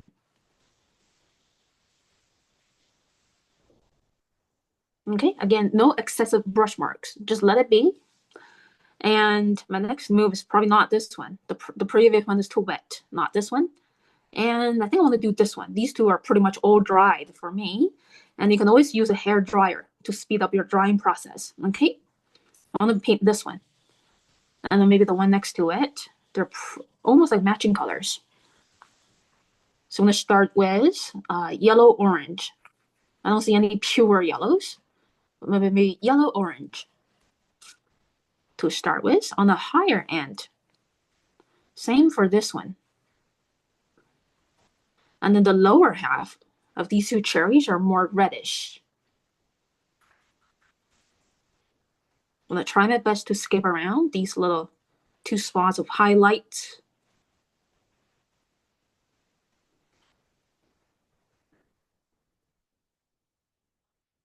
Yeah, I'm going to do the same thing for this one. Again, I want to shade these cherries, especially the one on the bottom, with violet.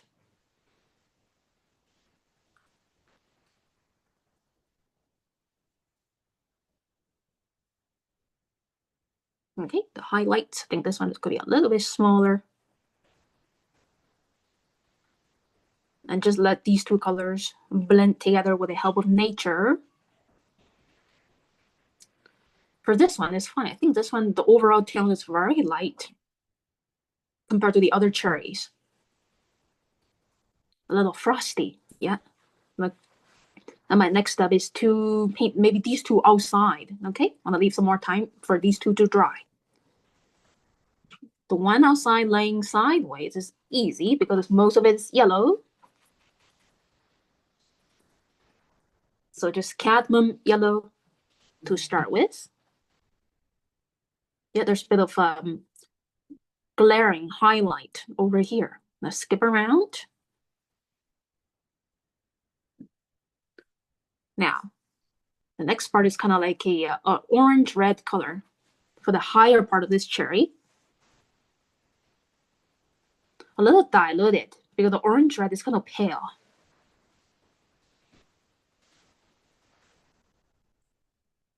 Okay, and just let it bloom into the yellow. So you can see most of these blendings of colors they're looking softer compared to like the moment when you painted it. The moment when you drop these two colors and blend them together, the blending may not be looking that smooth. Maybe wait for 10 minutes until it's drier. It could look better, okay? So keep playing and then, knowing how your paper works for blending. Now, ready to paint this one over here. It has kind of like an underlay of yellow. Yeah, around the stem, also around the bottom. And then most of it is this red-orange, diluted, not too strong.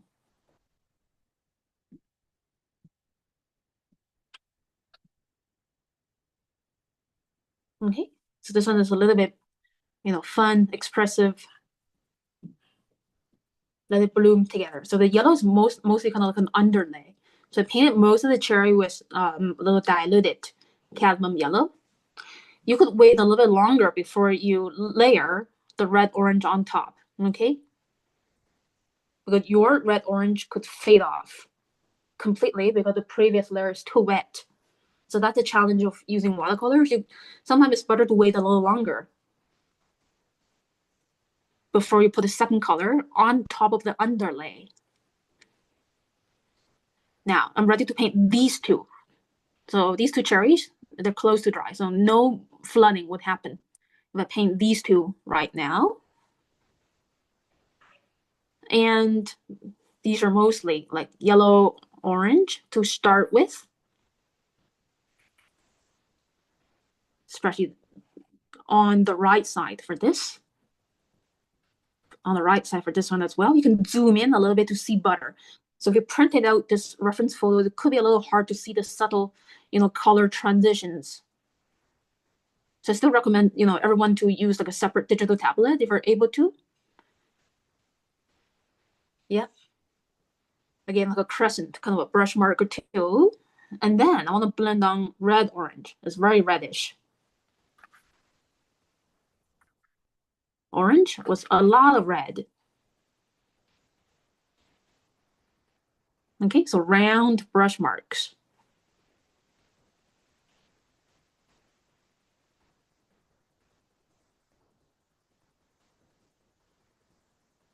So very gentle merging of these two colors. When you're dragging these two colors together, try to use gentle hand pressure. Okay, just drag it very gently into one another.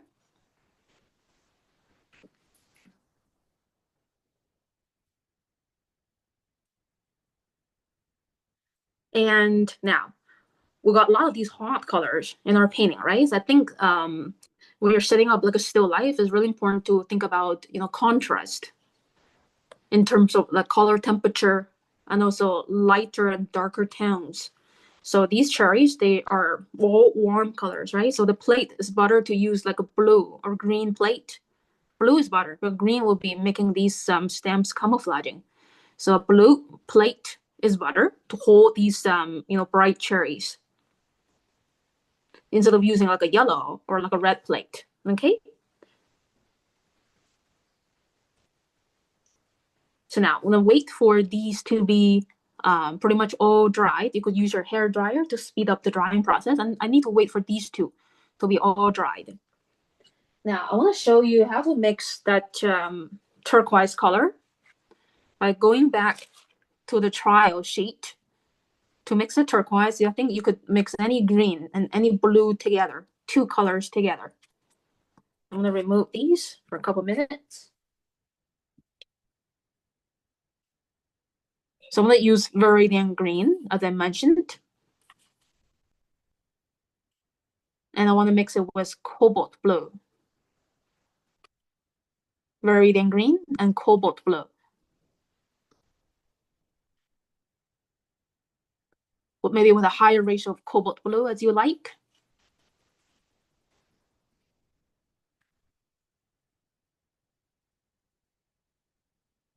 Okay, And I see some part of this ceramic dish is a little shaded. So I would like to make that shaded area a little bit more bluish. So right now, this one is still kind of greenish, right? A little bit bluish with a higher ratio of cobalt blue. So for something turquoise, part of it could be more like a bluish turquoise. The other brighter area could be like a greenish turquoise, okay? Or it could be even bluer. It was like 90% cobalt blue. So I will have a little bit of color and tonal transition. So this one, the greenish turquoise, is a lighter tone. The bluish turquoise, almost pure blue, is a darker tone. So when I'm painting anything, I always like to create, a bit of color as well as tonal transition.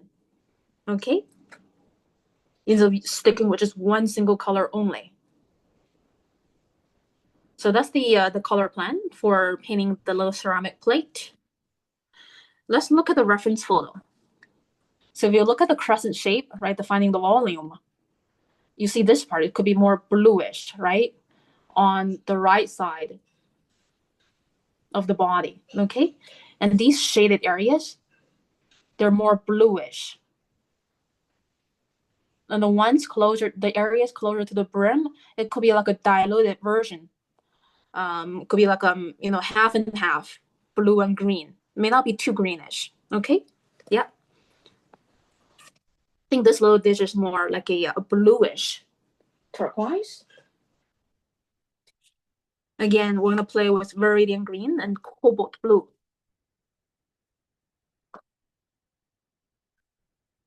Yeah, so let's get started on that.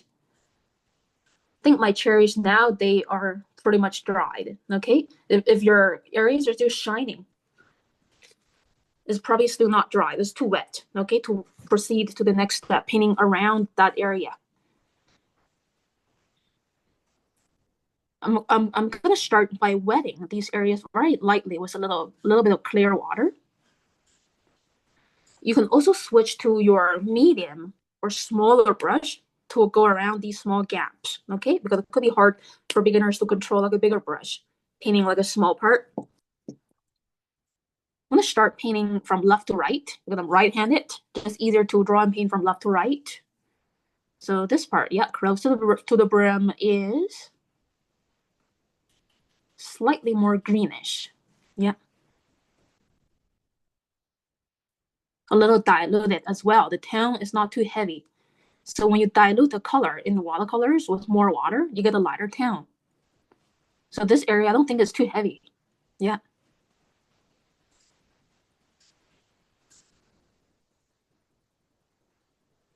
Okay, now the contrast is here. I think the cherries are looking better with the push of the cold turquoise blue around them. Yeah, also want to paint around. Again, really make sure your cherries are all dried, okay? To avoid flooding.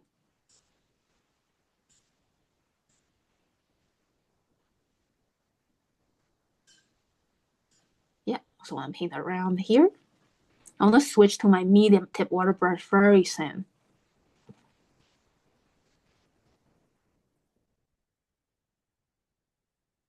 Okay, now let's switch to my medium tip water brush, which is not too small. The Holbein brand doesn't have like a small tip water brush, which is okay. This is small enough for precise work. So now I'm gonna mix a higher ratio of cobalt blue into Viridian green for these shaded spots.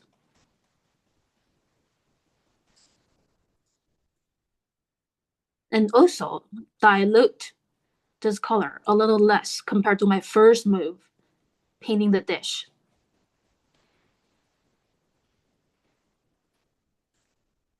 Yeah, there's this part that obviously shaded. Yeah.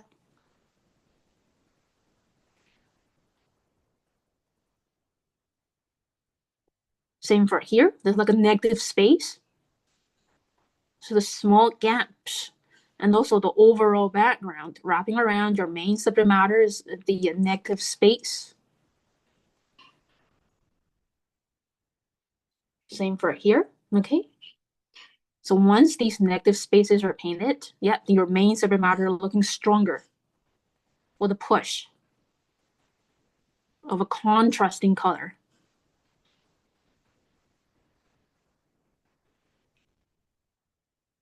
Yeah, some more bluish, turquoise.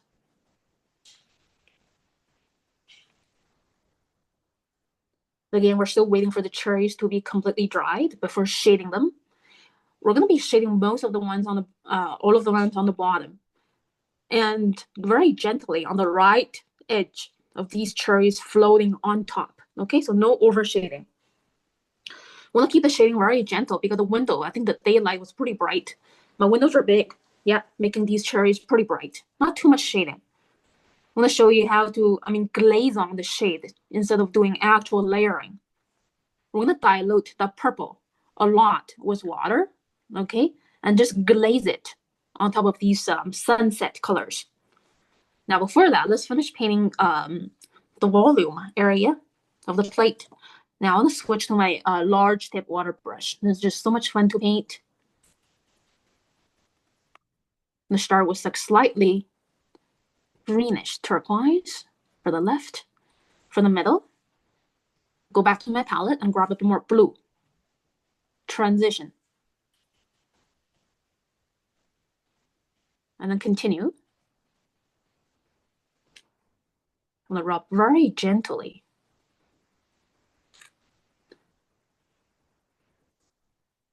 Okay, the transition. Again, the windows are on the left. That's why the left side of these cherries and the plate, they're brighter.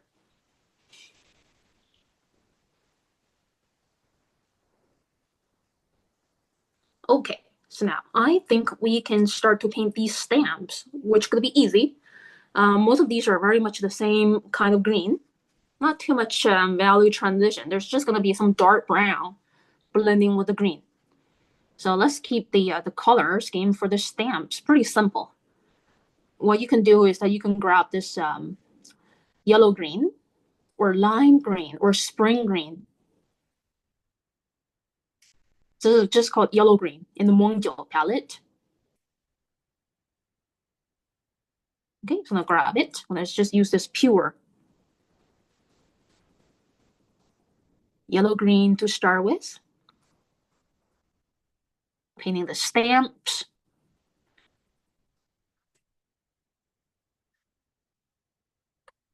Okay, very satisfying. Again, green is like a cold color in contrast with the warm colors on the cherries. It's nice to keep these stamps on instead of taking them off. It's also easier to eat these cherries with the stamps. You can just grab the stamps and put it in your mouth, okay? If you just grab the fruit, you could drop it. Yeah, the stamps are nice holders, like toothpicks. Yeah, I'm gonna get some yellow green on these last two stamps. And for those woody twig areas on the end of each stamp, you could use the pure color called Van Dyke Brown or Burnt Umber, straight from the palette. A lot of times you don't have to mix colors too much, okay? So the Van Dyke Brown in the Mengjiu palette is the second last, okay, on the bottom row, which is like dark sepia or like a really dark brown. You could dilute it a little bit because some of the woody areas is not too intense. So you could dilute the Van Dyke Brown a little bit.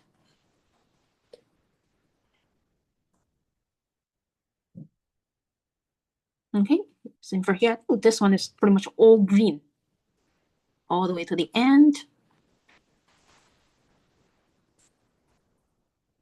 Yeah, just a quick dash of the Van Dyke Brown, or you could use Burnt Umber.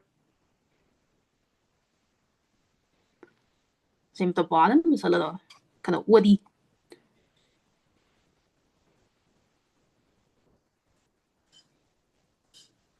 Okay, so these parts. And then for this one here, not really a woody area, but maybe a bit there on the bottom. On this end. And then I think it's time to paint the brim, which is like a very similar color to the woody end of these stamps. And then you can continue to use Van Dyke Brown, which is like a matching color, yeah, with those woody areas. You could also mix a little bit of like a brighter brown, like burnt sienna, if you think the Van Dyke brown is a little too dark. If you want the brim to be a little more saturated, the burnt sienna is also a very commonly used color. If you're like a very beginner, just stick with Van Dyke brown, okay? Yeah. So a little bit brighter brown, quite diluted. Oh, there's a highlight over here. I'm gonna try my best to leave that edge perfect paper white by holding the brush perpendicular to the paper.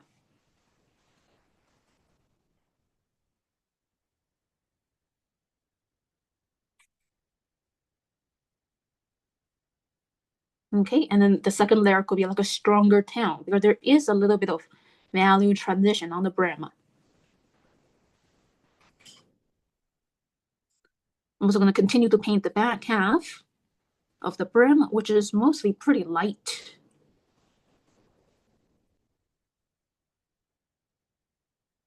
There we go. I love this part, which is a little shiny, right? To leaving some segments, pretty much paper white. And now I think we can maybe paint the platform for the cherries. Let it dry before we paint the shadow of the dish and these two cherries. So while waiting, we can maybe shape these cherries. Okay, so now we can just start painting a platform. And I want the platform to start over here. Skip around.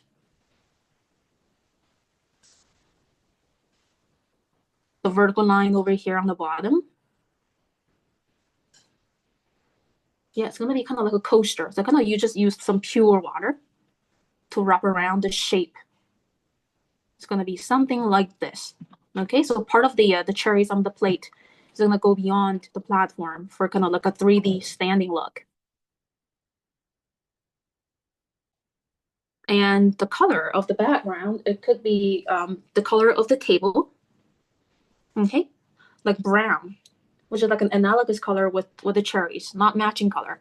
If the table is like yellow orange, then I'm probably gonna just use a different color. So for the color of the table, I'm gonna use burnt sienna and mix a little bit of permanent red into it because it's mahogany. The photo is darker because I kind of adjusted the contrast a little bit. I want the cherry to stand out better. Again, I want to have a bit of looseness, okay, with painting like a flat area. Some areas could have like a higher ratio of red.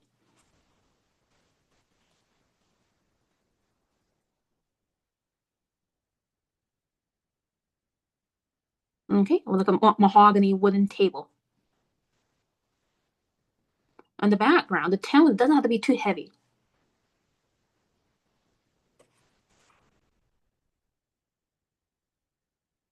There's also a nice contrasting color with the blue turquoise dish.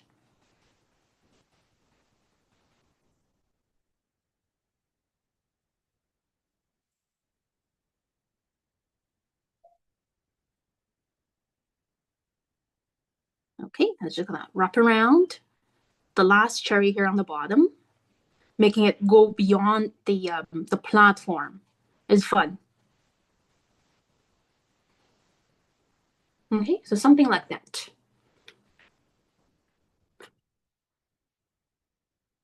So like the analogous colors of the cherries with the color of the mahogany table, they're similar but not matching. So when we're designing, it's very important to use contrasting colors as well as like analogous colors or similar colors, okay? But not too much matching colors. Okay, so now I want to switch to my medium tip water brush. Gonna wrap up very soon. Again, this class usually finish close to the 2 hour, 30-minute mark. It's better than doing it more slowly, right? Compared to, rushing it and finish it like in exactly 2 hours. Now, I want to shape these green stamps a little bit, okay? They're not absolutely like thin silhouettes of the same green. So now I want to use a little bit of Viridian green and mix some leftover brown into it. So that's why a lot of artists, they don't clean their palette.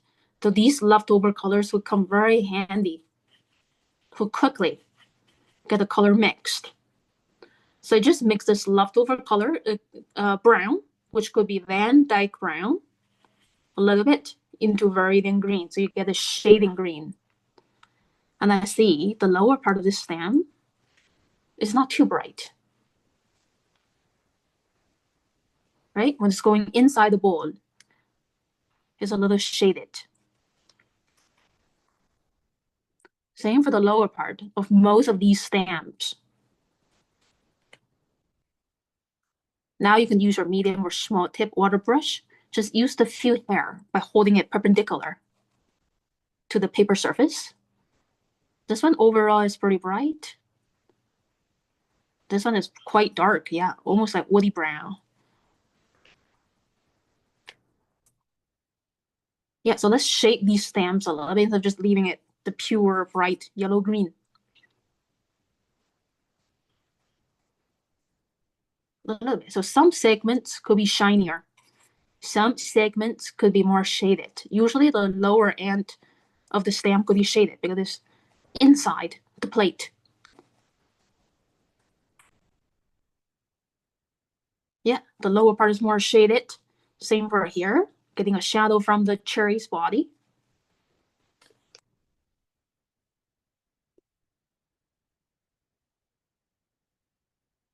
Okay, and then we can just paint the shadow. I think, mine is pretty much all dried, ready for the shadow. Because it's summertime right now, it's pretty warm, like 25 degrees average. And now, mine is like ready for the shadow to land on top of the platform. Again, you could always use your hair dryer to follow along better. After the shadow, we're also going to use the leftover shadow color, which is blue violet. And again, just like a review for most of you, I like to use like a blue violet color to do my shadows, which is the colors that I mentioned before: cobalt blue mixed with permanent violet.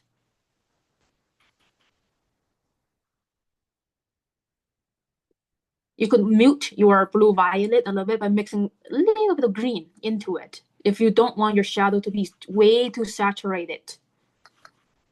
Blue, permanent violet, and a little bit green. You get a more neutral shadow color.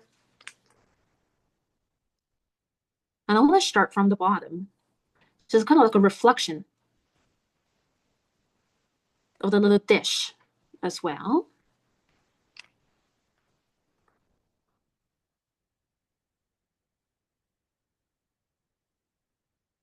Okay, you could show it like a reflection on water, like something like a reflection of a boat reflection landing on water.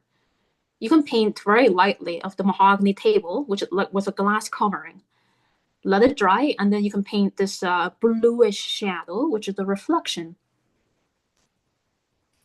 of the little dish. And then I want to do a bit of tonal transition. You may have to wait a little longer. I want the bottom edge to be a little bit heavier. Okay, something like that. And then I want to paint the shadows for these two cherries. So for these two cherries, you can get the reflective color on if you want to.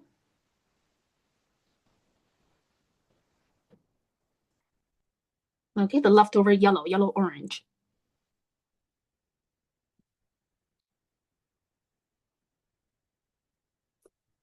Let it dry very much fully, as it's always safer for like beginners to wait for that reflected color to be all dried, depending on the paper you're using. Yeah, or I think for this paper is good. I'm ready to paint the shadow very much right away. Okay, wrapping around.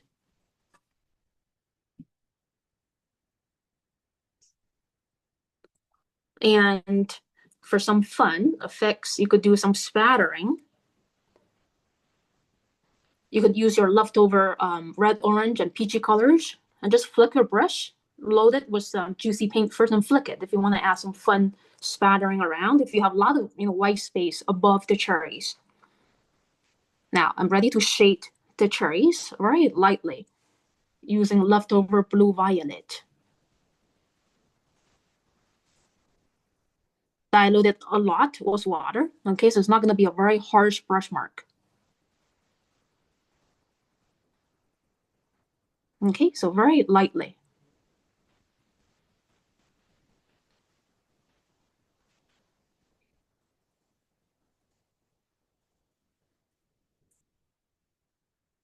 Okay, so the bright sunset colors, they're not completely covered up by the blue violet.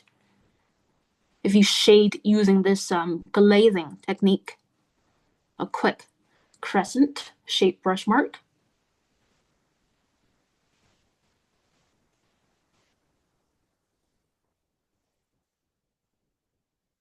So probably like a shadow from the neighboring cherry.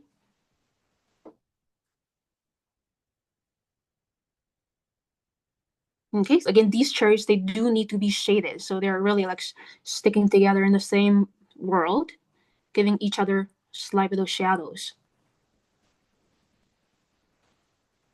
Yeah, again, you can keep your shadows really, really light. This is how glazing works.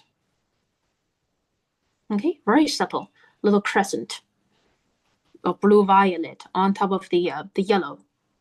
Same for here.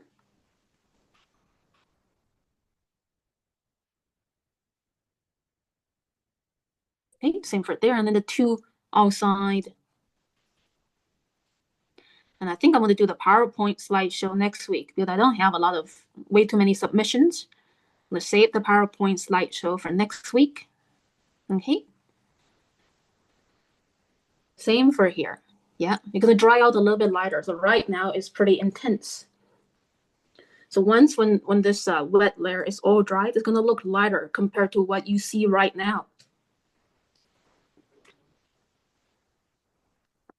Okay, so now I'm going to just use doing some final polish, and I'm going to share in about 3 minutes.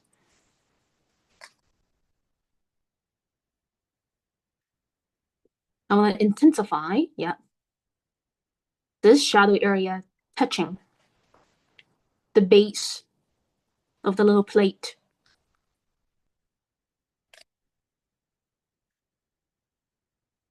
And I also want to just intensify, yeah, this bottom edge area as well. So the tone of the shadow is always the heaviest, wrapping around that solid object. And then you can feel free to add like a caption.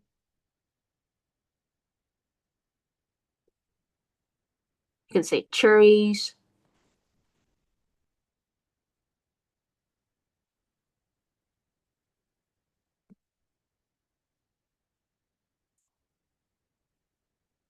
Yeah, so cherries, harvested.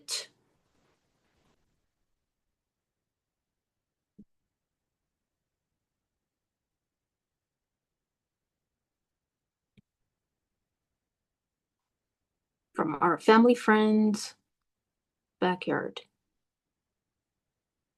Okay, this is all about like art journaling. So when you're art journaling, you could just keep it very simple. Especially when you're using like a smaller sketchbook. Yeah, just one thing on one page. Especially when you're starting out. And I'm ready to switch to gallery view in about 1 minute. Okay. There could be a small bit of spattering that I want to do. Well, on hold. And I want to make sure your watercolors are not dripping before you hold it up to share.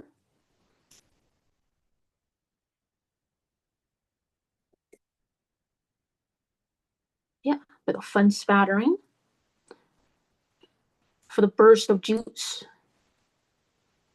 especially for those, wide areas.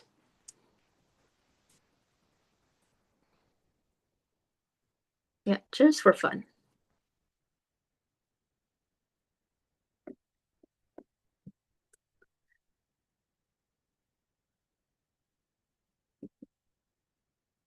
Now I'm ready to switch to gallery view. And whenever you're ready, you can hold up your work. It doesn't have to be finished in front of the screen. Especially for first timers, you probably need more time after the live session to finish up polishing your painting. No worries. And let's have a look at maybe Karen's or Cherry's. Very much everyone is still online. Again, just feel free to share. All ladies here are very, very friendly, and they've been in this class for several months already, from 4 months up to 1 year. And let's look at cherries. That's beautiful. Look at those blendings of those sunset colors for Cherry Hermans. Well done. Wow. And I love her drawing as well. Nice and bold. And it's looking great for Karen as well. Very soft this time. Great. I love her blendings of those sunset colors, Karen. That's great. It's very loose. And I'm gonna have a look at Lonnie's. That's nice. Yeah, there's a bit of shadow on top of her drawing, but that's okay. I can feel it's looking really nice with the blendings of those sunset colors. Well done for Selena. Great. So feel free to do your shadows later after the background is all dry. It's butter. Yeah. For Lori Slack, beautiful. I can feel the juicy burst of those cherries coming out. And also Diane Holmes, lovely. I think that's amazing, right? Yeah. Same for Yoko. Well, take your time, yeah, to finish painting the plate and also the platform in the shadow. For Debbie, wow, look at that. I love her platform. It's kind of pink purple. That's a great color choice. It's a nice analogous color with the cherries. And yeah, hope everyone's doing well. Like Doris and Lena, wow, right? Amazing details. And a lot of these ladies here, they've been in this class for 4 months, up to 1 year. Okay, so amazing work, ladies. So thank you so much for joining this first live session of July's beginners sketching class. It's great to have you as always. And next Saturday we'll be doing like an easy landscape. Okay, was reviewing those conceptual ideas as always. And I look forward to seeing you next Saturday, where we'll be doing like a little mini landscape of summertime Vancouver. Okay, and so enjoy the rest of your weekend, and I'll see you soon. Yeah, next Saturday. Bye. Yeah, bye. You're welcome.